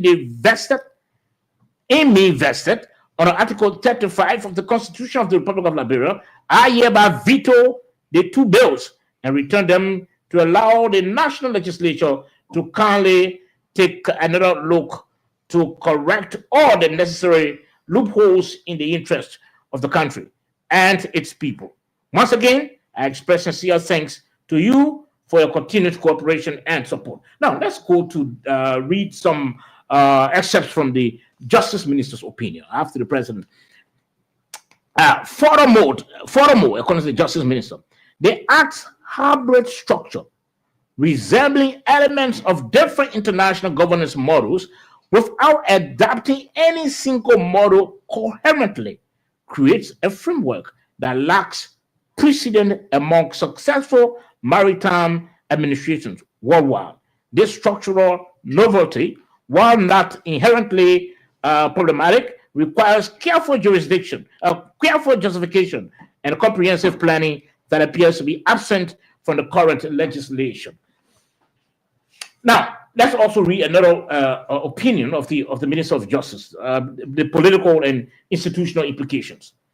The exclusion of the executive from such significant legislative action also carries profound political implications that extend beyond the immediate maritime restructuring. It establishes a precedent for reliable legislative action that could fundamentally alter the dynamics of the inter-branch relations in Liberia's democratic system. Okay, let me skip it. Let me skip this. This one of the issues raised by the president in his veto. The general powers conferred upon such a bill are broad and far-reaching. Some include Section 40. Most significantly, grants the agency power to enforce regulations of the Maritime Authority pertaining to the inspection, testing, and supervision of sea craft. Now, did the Senate revise or address this aspect of veto? No. The president continued. The general powers conferred upon such a bill is far-reaching.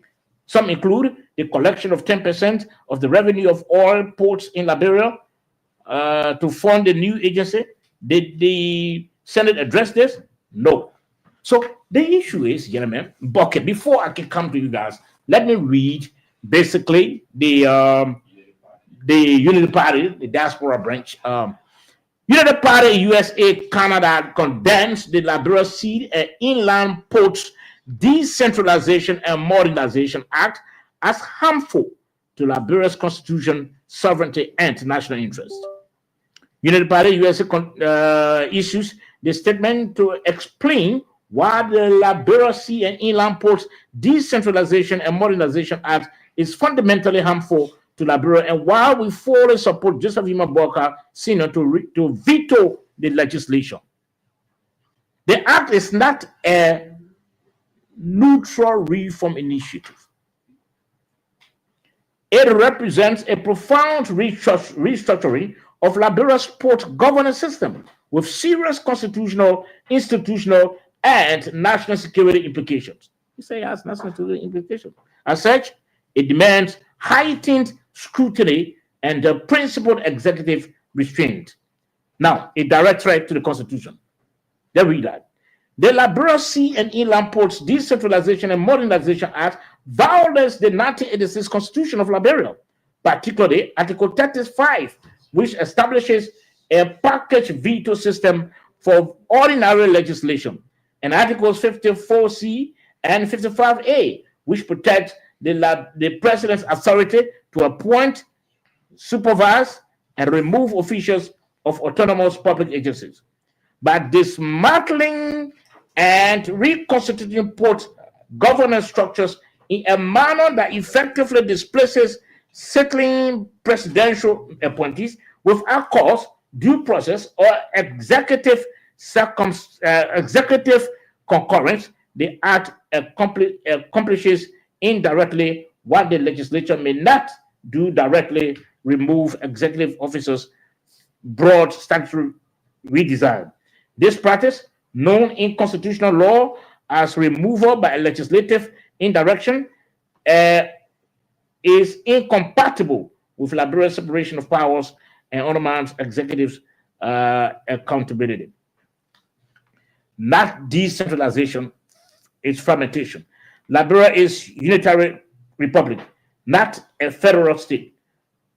Counties are administrative supervisions of the central government and do not possess sovereign authority over national assets. The counties, according to the Unity Party diaspora.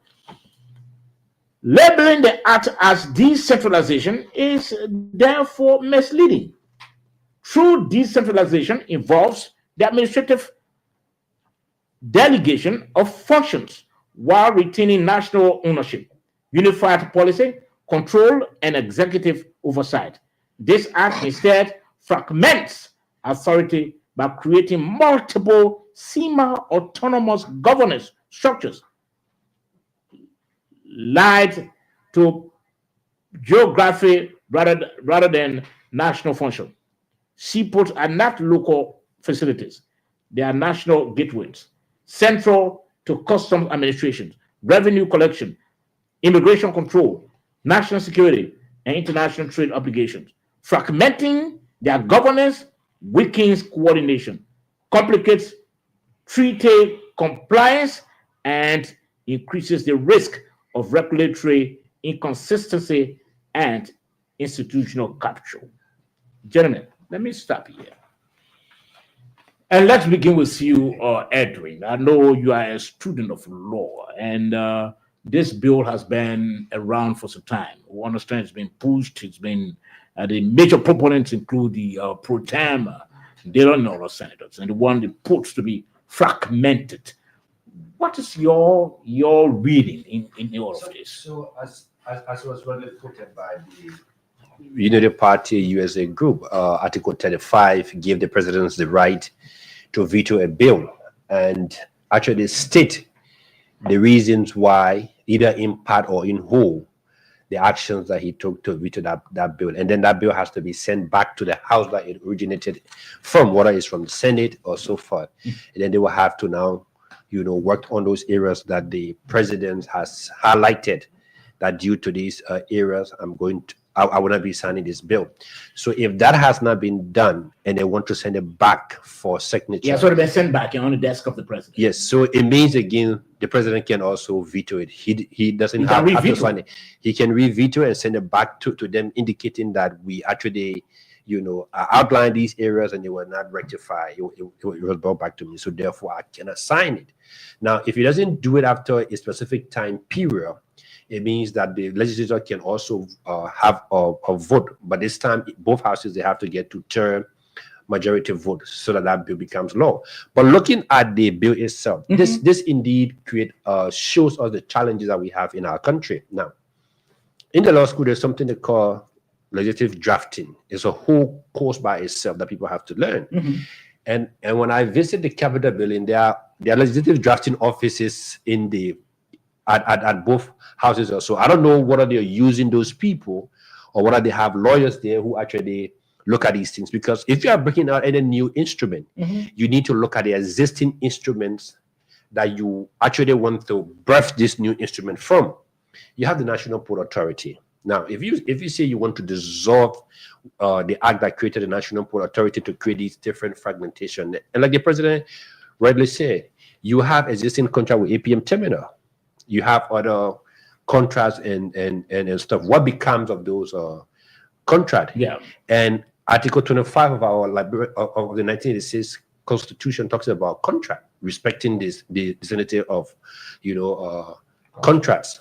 So these are the challenges that we have in most of these laws. And this is not only with the National Port Authority. When you look at most of the laws that were made of recent, you see how the different interplay, how the laws are very ambiguous. The law is not explanatory. Take for example, the creation of, right now, as we speak, there's been this debate between the National Oil Company and the LPRA because of the way the law was crafted. There have been a lot of fight between those agencies. Again, because we do not have people who have expertise in looking at these bills and say, look, we have to do this or that. And like he rightly said, there will be a serious trouble. Now, let's go to the Ministry of Information. Do you know they extracted the tourism component from the Ministry of Information? Now they're having challenges because if the law is ambiguous, the law did not say when you extract it, it means that all those who are working in that particular place under the formal arrangement have to follow you. The guy started advertising the people jobs while they're still sitting, waiting to be transition. And these things, because the law is not explicit, the law is not clearly spelled out. Okay, let me hold you there and go to Moses. But before I can go to Moses, let me read what the Diaspora Unity Party branch has said here. Failure to cure defects after the first veto. This is what is certain. Following the president's initial veto, the legislature was constitutionally obligated to address the substantive objections raised. It did not do so. Of course. The revisions made were largely cosmetic, altercations to definitions, formatting, and headings while the key defects remained intact. These include weakened executive oversight, the absence of a coherent transition framework, overlapping regulatory authority, and heightened exposure of strategic national assets to private influence. A veto under Article 35 is not a request for editorial revision. It is a constitutional warning. Resubmitting substantially identical legislation reflects a disregard for the president's constitutional role and for the checks and balances embedded in Liberia's governance framework. So the president can veto again. It's in the back.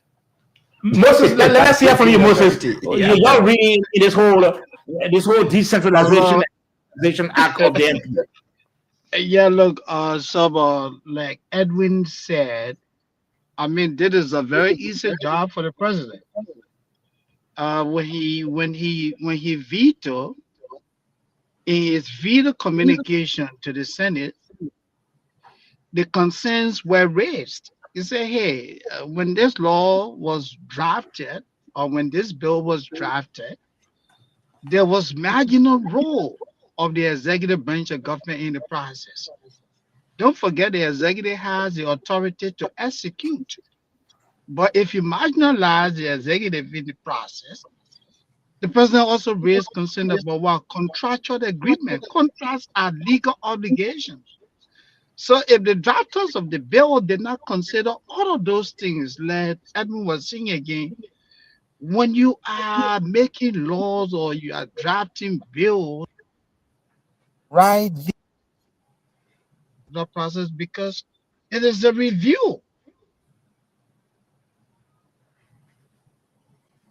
Because there got to be a reason why you want that alteration, why you want to change. But if all of those things were not addressed and people just resubmit it, if I were the president, a reaction would be this. I raised consent, I send the bill back to you guys, and you resubmit it without the needed changes that I propose. I would just veto. It makes my job very easy. I would just veto. It is dead upon arrival. So I agree with Edwin. I agree with others who believe that, this bill should be a veto again by the president. Okay. Let's look at in the post they're talking about. How viable is the port of Greenville? How viable is the port of Vahapo? Where are the resources? Some will say, oh, well, they will raise money. But do you know how long it's going to take for them to raise that money to make those ports viable? So I agree with Edwin. Okay, so before I come to you, Tab, well, let me read this aspect where the current bill has some national security risk. Let me read this. Ports are instruments of sovereignty. Control over ports determines who and what enters the republic, how revenue is collected, and how national security risks are managed. Altering port governance without strong constitutional safeguards increases exposure to corruption, weakens unified revenue administration, and erodes Liberia's bargaining power in concession negotiations. The structure proposed by this act would establish a dangerous precedent by demonstrating that strategic national institutions can be fragmented through ordinary legislation without constitutional amendment or national consensus. That's the national security risk. I listened to, I didn't read, you said you put it in a chat room. Unfortunately, I didn't read that document concerning what we're talking about. But the only thing I can say is that, look, I agree with how do you call itself? It's somebody who are talking about the lack of expertise on the part of people in the legislature. We'll continue to have these ambiguities in our laws because many of those who are the lawmakers, who are in the legislature, they are not knowledgeable about most of these things. So always you will always observe these ambiguities until we have experts. I don't know whether they aren't experts in the legislature that can provide guidance Mhm. in terms of crafting policies and making these laws. Until we can have that in our legislature, we'll continue to have ambiguities in our laws. So like, people talk about the amendments of the current laws. The current law should be revisited and amended because they are not in line with current day realities. So people are suggesting that, well, are those who are in the legislature, are they technically, academically, or professionally equipped enough to look at these things and make the right policies and make the right decisions? And that's what I can say. Hmm. Okay, let's hear from you. Well, thank you, Sabo. The last time I spoke on this bill, I told you that this bill is a devil's bill, and Wow. and devil's I bill? was I was very deliberate to say that because it is not intended to push national agenda for the common good of the country. It is intended to promote and protect certain individual and their political interests. That's suspicion. Not suspicion. No, that is not a fact. But man, you Key spoke. people- Let him speak. The key people Get him pushing next this time. bill. The key people pushing this You bill. are talking in in fact, any tone. you may not even know that the speaker has gotten involved with this bill, and he's going to receive some lashes because this is very ugly. We didn't come here to mean our words on this bill. They didn't even read anything. They didn't change anything, any letter from the previous one that they passed, which the president vetoed. It's the same thing that they sent back, which is an affront to the office of the president, and the president should immediately veto this document, try to close discussion on this matter, and they cannot reverse to status quo ante. Liberia is a unitary state. Ghana is a region, practices regional system. So if you see they say this region they put that here, they made it autonomy. And, try to understand when they say Nigeria, the federal state, the put of Lagos is autonomy. The other put in the other state is autonomy because they practice different system from us. So what you guys are leading to, technically, if I'm to see, is the police detachment commander in Sino County should not take command from the police director in Monrovia. If I'm ready to take from them, so they got to make the police force autonomous in that place, the military base. You made the army autonomous. That's why they are telling us they don't know the implication of what they are doing. But most importantly, this is what will happen. Mr. Fambule just spoke about the issue of the FPRA, Liberia Petroleum Regulatory Authority. If you create another port authority and divide these ports, you know what you'll be doing? You'll be increasing government liabilities, public liabilities. At the end of the day, government had to fund You're those creating another entity that you have to be spending money on. You're creating the other liabilities in terms of redundancy of thousands of staff from the other entities you don't be able to absorb. You will be sending a lot of it. This will be worse than the harmonization. Yes, that the former regime will criticize to do. When you affect the current structure, because what they're saying is the government will be funding the other three ports from the national budget until they shall have been strong in that bill. So you create that kind of liability. The senator already. Yes, sir. So, George, where will that money come from? Fine, that's why we'll be taking the 23% of the current 1.2 billion that we're spending on public infrastructure to fund recurrent costs. That's what Senator Dillon and Senator Yoblikan are telling us. So that's with this. That's why some of the things I look at and say this is the devil's bill. They are telling us that the Port of Monrovia, they don't care about APN terminus. What APN terminus sues us on that because the APN terminus is under the Port Authority. They signed an agreement in 2010 with the Port Authority. Surely. So if it dismantle the Port Authority, where will you ship that people call contractors? Where will you ship them? NPA has thousands, not tens of thousands of employees. Where will you place them? They will pay them off. So, it's worrisome. It's worrisome. I think these guys are not thinking well, thinking about personal interest. Say they send Mr. Kaipi, former Senator Jonathan Kaipi, defeated Senator Jonathan Kaipi to Buchanan. There have been crises. That's my first time ever to see the port manager attacking the managing director of the Port Authority of Liberia on public radio on OKFM. It was demeaning. In fact, had it been some people I know, they would have fired him. And some of the things that he did was, when the president mistakenly gave him a letter, he was told to go behind it. The MD had to sign his letter. He reports, not even to the MD, he reports to the deputy managing director for operations, not even to administration. The port managers of Buchanan, Sino, and Harper report to the deputy marine director for operations. But when he goes to attack, he said the marine director not giving him money. Port Authority, he goes personal.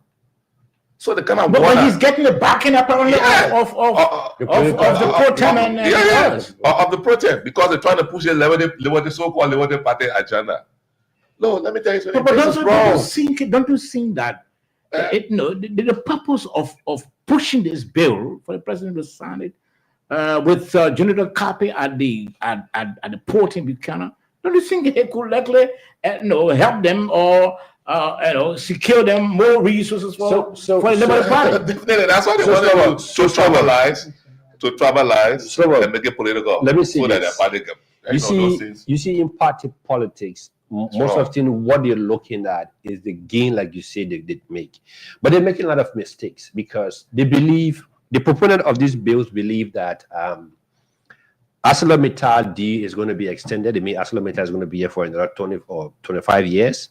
And they are heavy users of the port in Buchanan. So definitely. And then also the SPX deal. Yeah. All right. So if you have these tons of iron ore moving out of that port authority, why now we have a structure that we have an independent person that reports directly to us, that we have authority over to manage those resources also, which of course is totally wrong.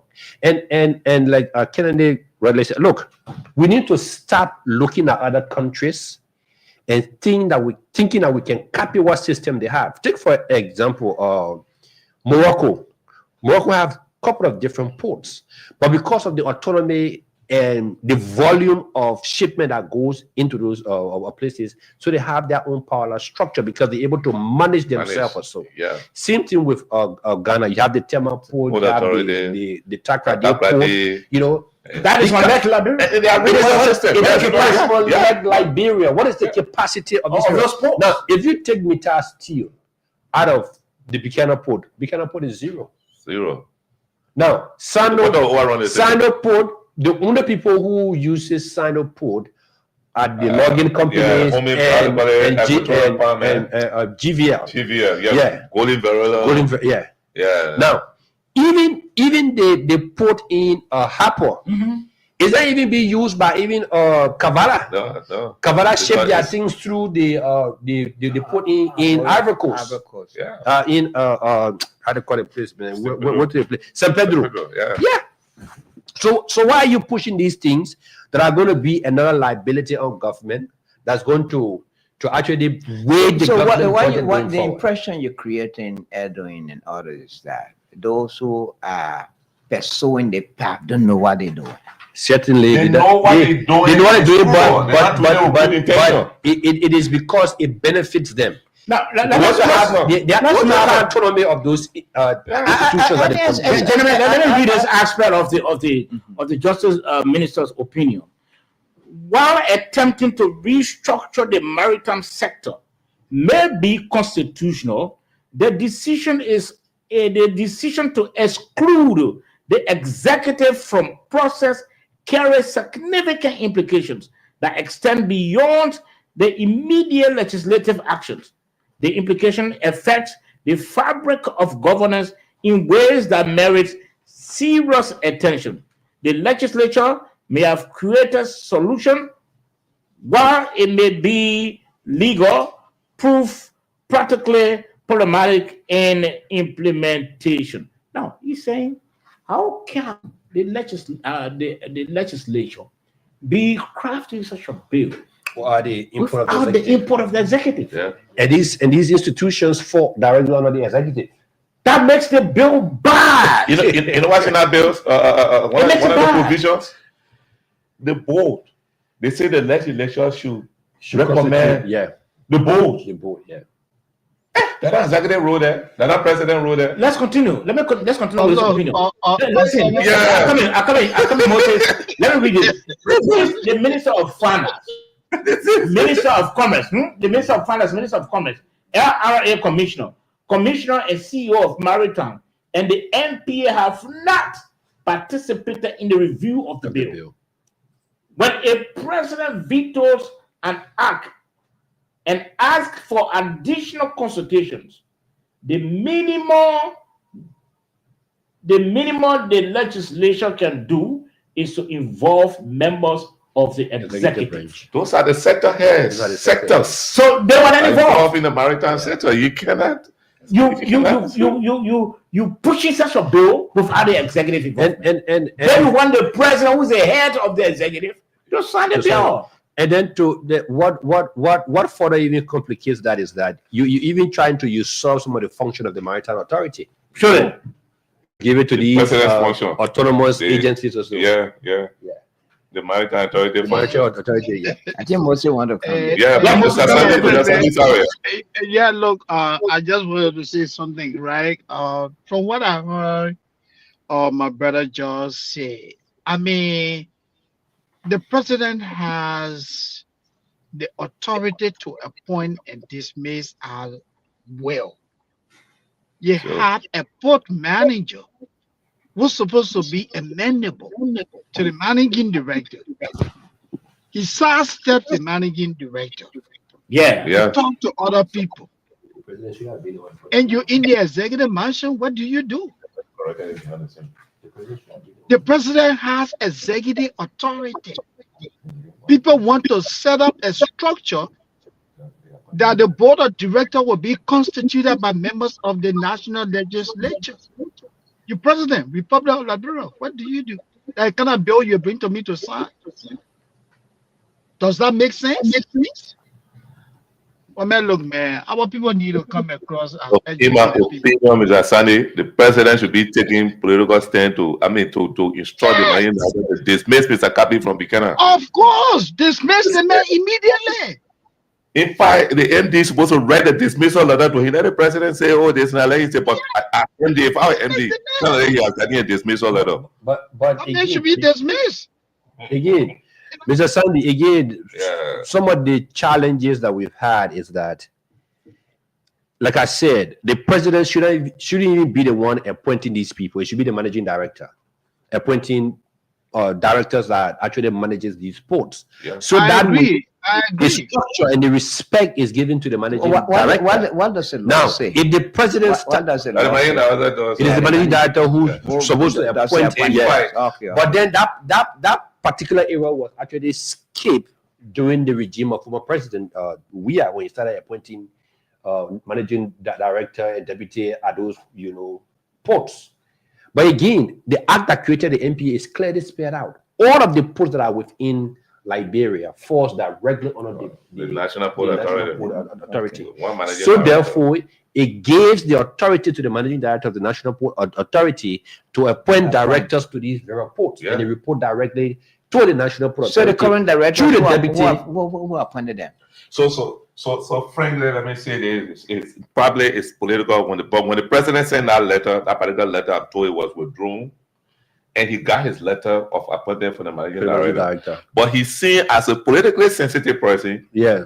so he's being probably protected. cannot be. He cannot. He feel like he can't be touched. He can't be He's touched. misbehaving. He's being Just recently, the port manager or the port director for Greenville misbehaved. She was suspended. Somebody going there to go hide. Somebody going there to go hide on the suspension and get in. What about Mr. Kapi? Okay, General, let's play this tape concerning. Yeah. Let's play the tape. No, this issue came up in session at the Senate, and one of the senators had this view. Let's try to play quickly. I think Blebo Brown. Okay. Jay Blebo. President line veto or partially veto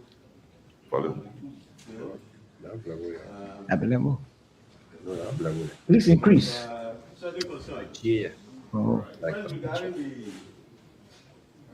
the not much as far as the decentralization bill itself is concerned, except for the title of the bill, which was Liberia the chair can sign up. Decentralization Act, and that purported to create not only seaports but inland ports as well. So the president vetoed that, especially as to the nomenclature, meaning that instead of just seaport, Liberia Seaport Decentralization Act, it should include the narration in the bill itself. The narration in the bill carries seaport, inland, and seaports. So it was a matter of changing the nomenclature, the title of the bill, and the committee respectfully did that. We changed the title of the bill from Liberia Seaports Decentralization Act to the Liberia inland. Let's try to see the other video there. Okay, now, gentlemen, I think what the proponents, those who are pushing this bill, I think what they're trying to do is to test the resolve and the authority of the president. Because where has a president vetoed a bill because of some issues? The president said, look, go back and address these issues because they are not addressed properly. And then you left the issues and brought back the same. Are you taking advantage of his age? Maybe you think that the president may not go through the bill. You want to go to sign a bill. That could be, the intention of the proponents of the bill. They feel that if we send this bill as it is, I don't think the president will even go through it again. We're just going to maybe sign a bill and not veto it. Well, I don't want to believe that because they're supposed to know that there are people around the president that are actually supposed to read these things and make sure that what the president has communicated initially have been addressed. So maybe they can say they have some conversation with those people who are supposed to read it and make sure to inform the president to say, look, just overlook that we've already spoken to the president on it. But I don't think that they would think the president would just read those things. Even if you send 500 volume of document to the president office, the president doesn't have to read it. The president have trusted lieutenant. That's why you have a legal advisor. If a bill is vetoed, based on specific issues that were raised, and you decide not to address the issues, and so we submit that bill, so that's why to test the resolving authority of the president. That's why I'm saying they may have said, well, we left it the way it is because we've reached a consensus with the president to let it pass. Or they probably have discussed with the people who are supposed to make sure that what the president outlined is actually put within that bill to say, okay, you know what, we have done this, but we don't think that we actually want to remove these components from it. So we submitting it. So now it is not left with the president to go through and say, look, I actually said that this and this and this should be looked at and addressed. So since these and these are not being addressed, I'm not going to sign it. I'm going to veto it and send it back to you guys. Okay, so gentlemen, we will have to open the lines for our listeners and our viewers to get a take on this port modernization and decentralization bill, which appears to be very, very defective. Yet, it's been, it was again, resubmitted to the president for second after the president vetoed the bill and expected that issues raised, would have been addressed, but those issues were not addressed at all. The bill does not have any national interest in it. It doesn't have fragmenting the ports. What's the capacity of those ports, to function, adequately if you fragment them? What's the intention of that bill? So we want to hear from you as well. 0778-460-793. Again, 0778-460-793, or better still, 0886-050507. Again, 0886-050507. The Unity Party Diaspora branch has already condemned the act. The bill is not in the interests of the country. Let's try to take this caller quickly. Good evening. Good evening, and to your co-host, I'm Idris Belete. Okay, let's hear from you, sir. Idris. Yeah, firstly, let me tell you Happy New Year and compliments. Very happy return. Long time. Years to come. Where is this, man? Well, I see the bill as not being institutional, but it not being nationalistic. It is also not institutional. Like you just said, most of those posts, including Maryland and Sando, except for Basso that may try to survive, the rest of the posts are not independent. They all depend on Monrovia to survive. And more besides, if you read the APM law, it says that no port apart from the free port of Monrovia should access continual rights. That is no port supposed to accept continuum. Besides the free port of Monrovia, APM terminal, it is a law. It is there. That's the law in the past. So if you say you're going to, he said you want to make this port independent, there is something there that will undermine them.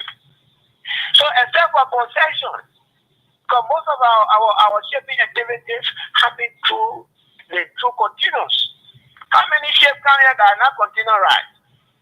Like you say you want to eat because there's small money coming through APN, Asla Meta, and maybe Guinea gonna establish relationship with Lazura, and the beginner port gonna generate a lot of revenue, and you think that you have problem with certain individual, and those because of that, it should go against the general interest of the state. That happened here and sometime back before 2017. When other people felt Mel Jews were getting so powerful and he wanted to contest the Brown Code of Conduct, and you must resign certain time before you contest. You don't make law. The lawyer is there. If the law comes about, a situation changes. So what is the situation that has changed? For which you want to change the act of the port that will give it, according to you, independent. It makes no sense. Okay. So we're calling our lawmaker, and it is always the habit of the United Party. Whenever they come to power, they target people, they make law that target individuals. They don't make law to benefit the state.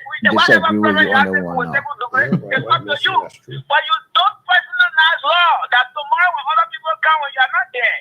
So some of these people, they are lawmakers today. Tomorrow they will be poor managers because it's like yeah. And this senator and can't be that. Some of them there making laws today. Tomorrow they will be money.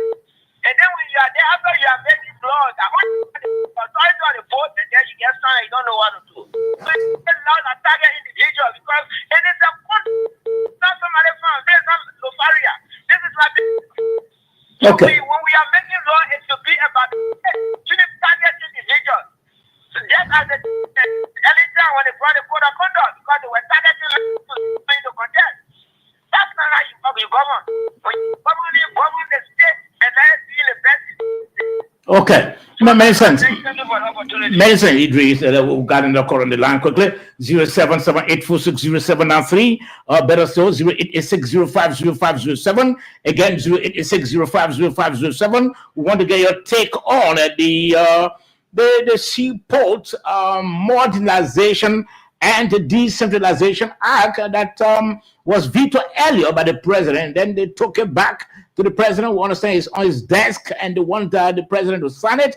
where do you stand? Because the bill has some security implications and does not, align with the interests of the Liberian people. Let's hear from you. Sobo, Yes, sir. good evening Mm-hmm. and happy New Year. My name is Pastor David. Okay.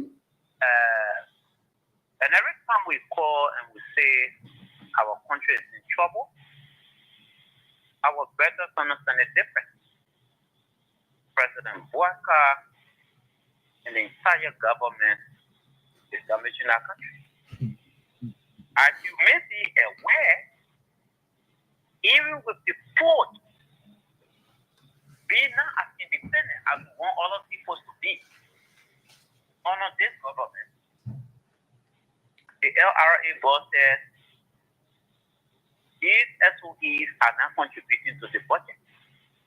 If this does not scare anybody reasonably who got conscience, who love Liberia more than us, then I don't know who you are.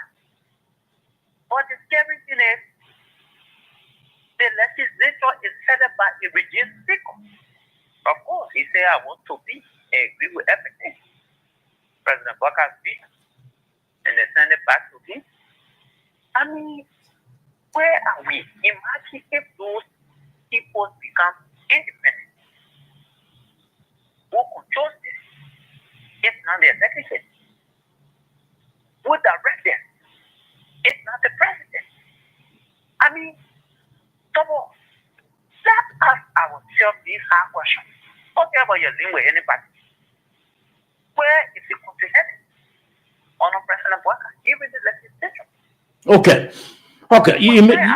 You made your point now. You made your point. We have to take other callers on the line, please. 0778-460-793, or better still, 0886-050507. Again, 0886-050507.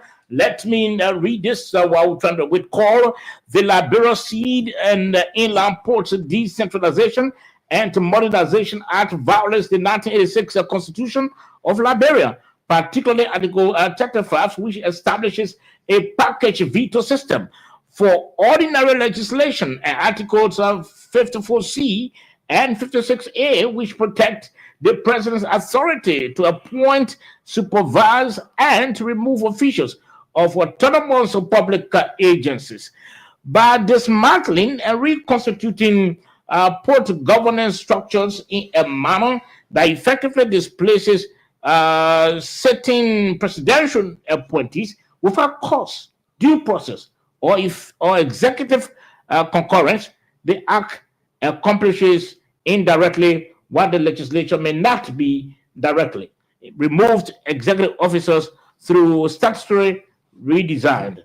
The practice known in constitutional law as removal by legislative indirection is incompatible with Liberia's separation of powers and Ottoman's executive accountability. So it means that when the law is passed, immediately, Sekou Dukle and others, including the board, will have to.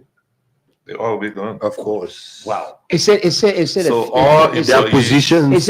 fear about they losing. No, but we didn't listen. You didn't listen to the security implication it has. You didn't also listen to that the defects that the president raised were not addressed. You didn't listen to that. So why That's do the you reason think? why. Why do you think? 077. Come in. 086 050507. Again, 0886 050507 or 0778 460 793. That's the numbers to call, and you are live. Yes.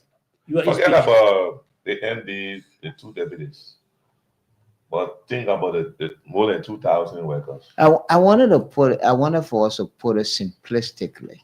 For example, if we're talking about decentralization, decentralization is about the transfer of control of an activity or organization to several local offices, like the port authorities, rather than one single one, like the free port of Monrovia.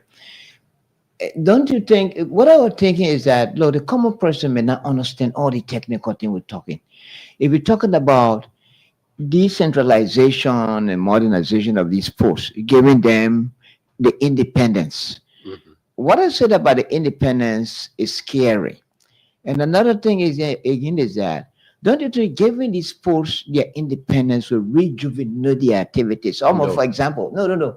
Let me learn. You have the ideas of what I'm coming in. For example, if containers were intended for Apple Port, instead of offloading them at the Freeport of Monrovia, why can't the ship take them directly to Harper or directly to Greenville? Okay. Is it because of the capacity of the port? Bigger ships can berth at Harper Port, or bigger ships can berth at Greenville Port. I mean, they put it simplistically now. So in port management, you have to look at key things, right? First of all, the facility itself is a major thing. Okay. What is the depth of the port of Sino? What is the depth? In fact, even the Buchanan port that we're talking about, do you know that the vessel that takes the iron ore out of here can I even berth at the Buchanan port? It have to berth at deep sea, and then it would take almost a month. The top boat. They will have to move another smaller boat to go and dump the iron ore and come back. Okay, that's why you need millions of dollars to develop these infrastructure. Now, dredging, also look at the volume of your commerce. How many of these containers are coming? Almost all of your activities within your economy is structured directly to Monrovia. So you cannot redirect any vessel that bring in 1 or 2 containers from Morocco, because in fact, most of the bigger vessels that come from America and Europe, they don't come to Freeport directly. They pass through Morocco. Morocco. There's a port there called, I think, Tangier.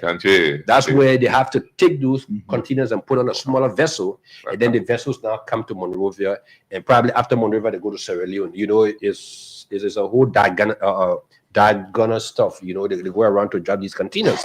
Now, if you are going to redirect that particular vessel, let's say to the port of Sano to drop 2 containers, and then that same vessel have to come to the port of Monrovia to wait for another week to drop. Do you know how much the fleet? And then the businessman who that container is coming through is based in Monrovia. Of course. You take his or her goods to Buchanan or Sino, where they have to transport it by land to come here. Yeah. So just imagine. In the event that there's all managing directors of the Freeport of Monrovia have always, to the best of my knowledge, have always encouraged, container owners to use Buchanan Port mostly because it's cheaper. Buchanan Port is cheaper. NPA handling it there is cheaper than APN terminals handling it. All right? But you want to carry a vessel to Buchanan, your container to Buchanan, where you have to put it on truck to bring it to Monrovia. Take into consideration the cost, the rates, the transportation, even the handling charges. The facility is not up to date with what. So nobody really want to do those kind of business there. You don't want to take that risk. No serious trade and commerce inside Harper, Buchanan, this and that. But the legislators should be knowledgeable about these circumstances that you are on the school. They're looking at concessionaires. They don't care about those things. All right, so gentlemen, we have to go. I know. Just before we go, just from hearing from George and the rest of you guys in Monrovia, I think what is happening, this whole decentralization, which seems to be the work of Senator DeLon and the Senate Pro Tem, I think it is more personal than national. And we can't build a country based on personal egos. It should be about the good of the country. So again, this is where sometimes people say we get overly critical, because the purpose of having 2 houses in the legislature is for people to do due diligence, critical review. You allow a bill with such a defect to pass through the House of Representatives. Group of people never debated it, never discuss it. They get passed on it. It goes to the Senate. The Senate concurs. That is not in the interest of the country. And I hope the president will listen. And I hope his political advisor, the attorney general, will rather try to prevail on him that here, this thing here, you just have to continue to veto because it's not in the interest of the country. We can't build Liberia because somebody doesn't like Moses Sandy, so he or she, should get his or her will. I mean, we can't do that. Okay. That's what I would like to say. Okay. You got any parting comment on that, David? On the same topic? Mhm. No. Okay. Yes, Ed. Yeah, so I think, like we said consistently here, again, the president has the authority to veto the bill and send it back to the legislators as they come back to work on Monday of next week, because the Constitution says they should come back to work the second working Monday of the year. So they should be back to work on Monday, maybe by Tuesday or Wednesday. If that particular document, if that particular legislation is on the president's desk, he just need to inform them that, look, in my first veto, I indicated these things, and the bill that you sent to me, I've seen it has not changed. So therefore, I'm going to veto it again and send it back to you guys until you can do it proper. I'm not going to sign it. Okay. So legislative practice that shows a lawmaking process. In the lawmaking process, part of it is that when the legislature passes a bill, it goes to the president's desk. It takes 21 working days. If the president does not sign it, that bill automatically becomes law. I don't know if it automatically becomes law, who will enforce the law, because the executive is very, very sitting there, be not interested about it. So this bill, for me, I say, and I'm saying this tonight, it's not because of me, but from what I've seen it, from what, in fact, Mr. Tagbe was very clear in reading from it, it's not in the interest of the country. And I think the president should not fight to satisfy some members of the rescue team against the state, which I know he won't do. He won't do that. And, I mean, I want to speak to Senators Deloy and Yomli Kanga and the Southeastern senators. Some representatives, they're pushing these things. You heard Senator Chie, a lawyer reading nothing on the floor, close his eyes on this thing. Where is the professionalism? Where is the legal knowledge to look at this type of document and say, let's pass it? Committee, he filed a motion, I'm sure, from what he was reading. That's disheartening. Okay, so we have to go. We're hoping that the president, again, like all of us have been saying, should allow his legal mind to guide him. They need to do a thorough review of that document before he can fix his signature to that bill, because it has some security implications, a lot of defects that were not addressed by the senators. If passed, it may also make our people to lose their jobs.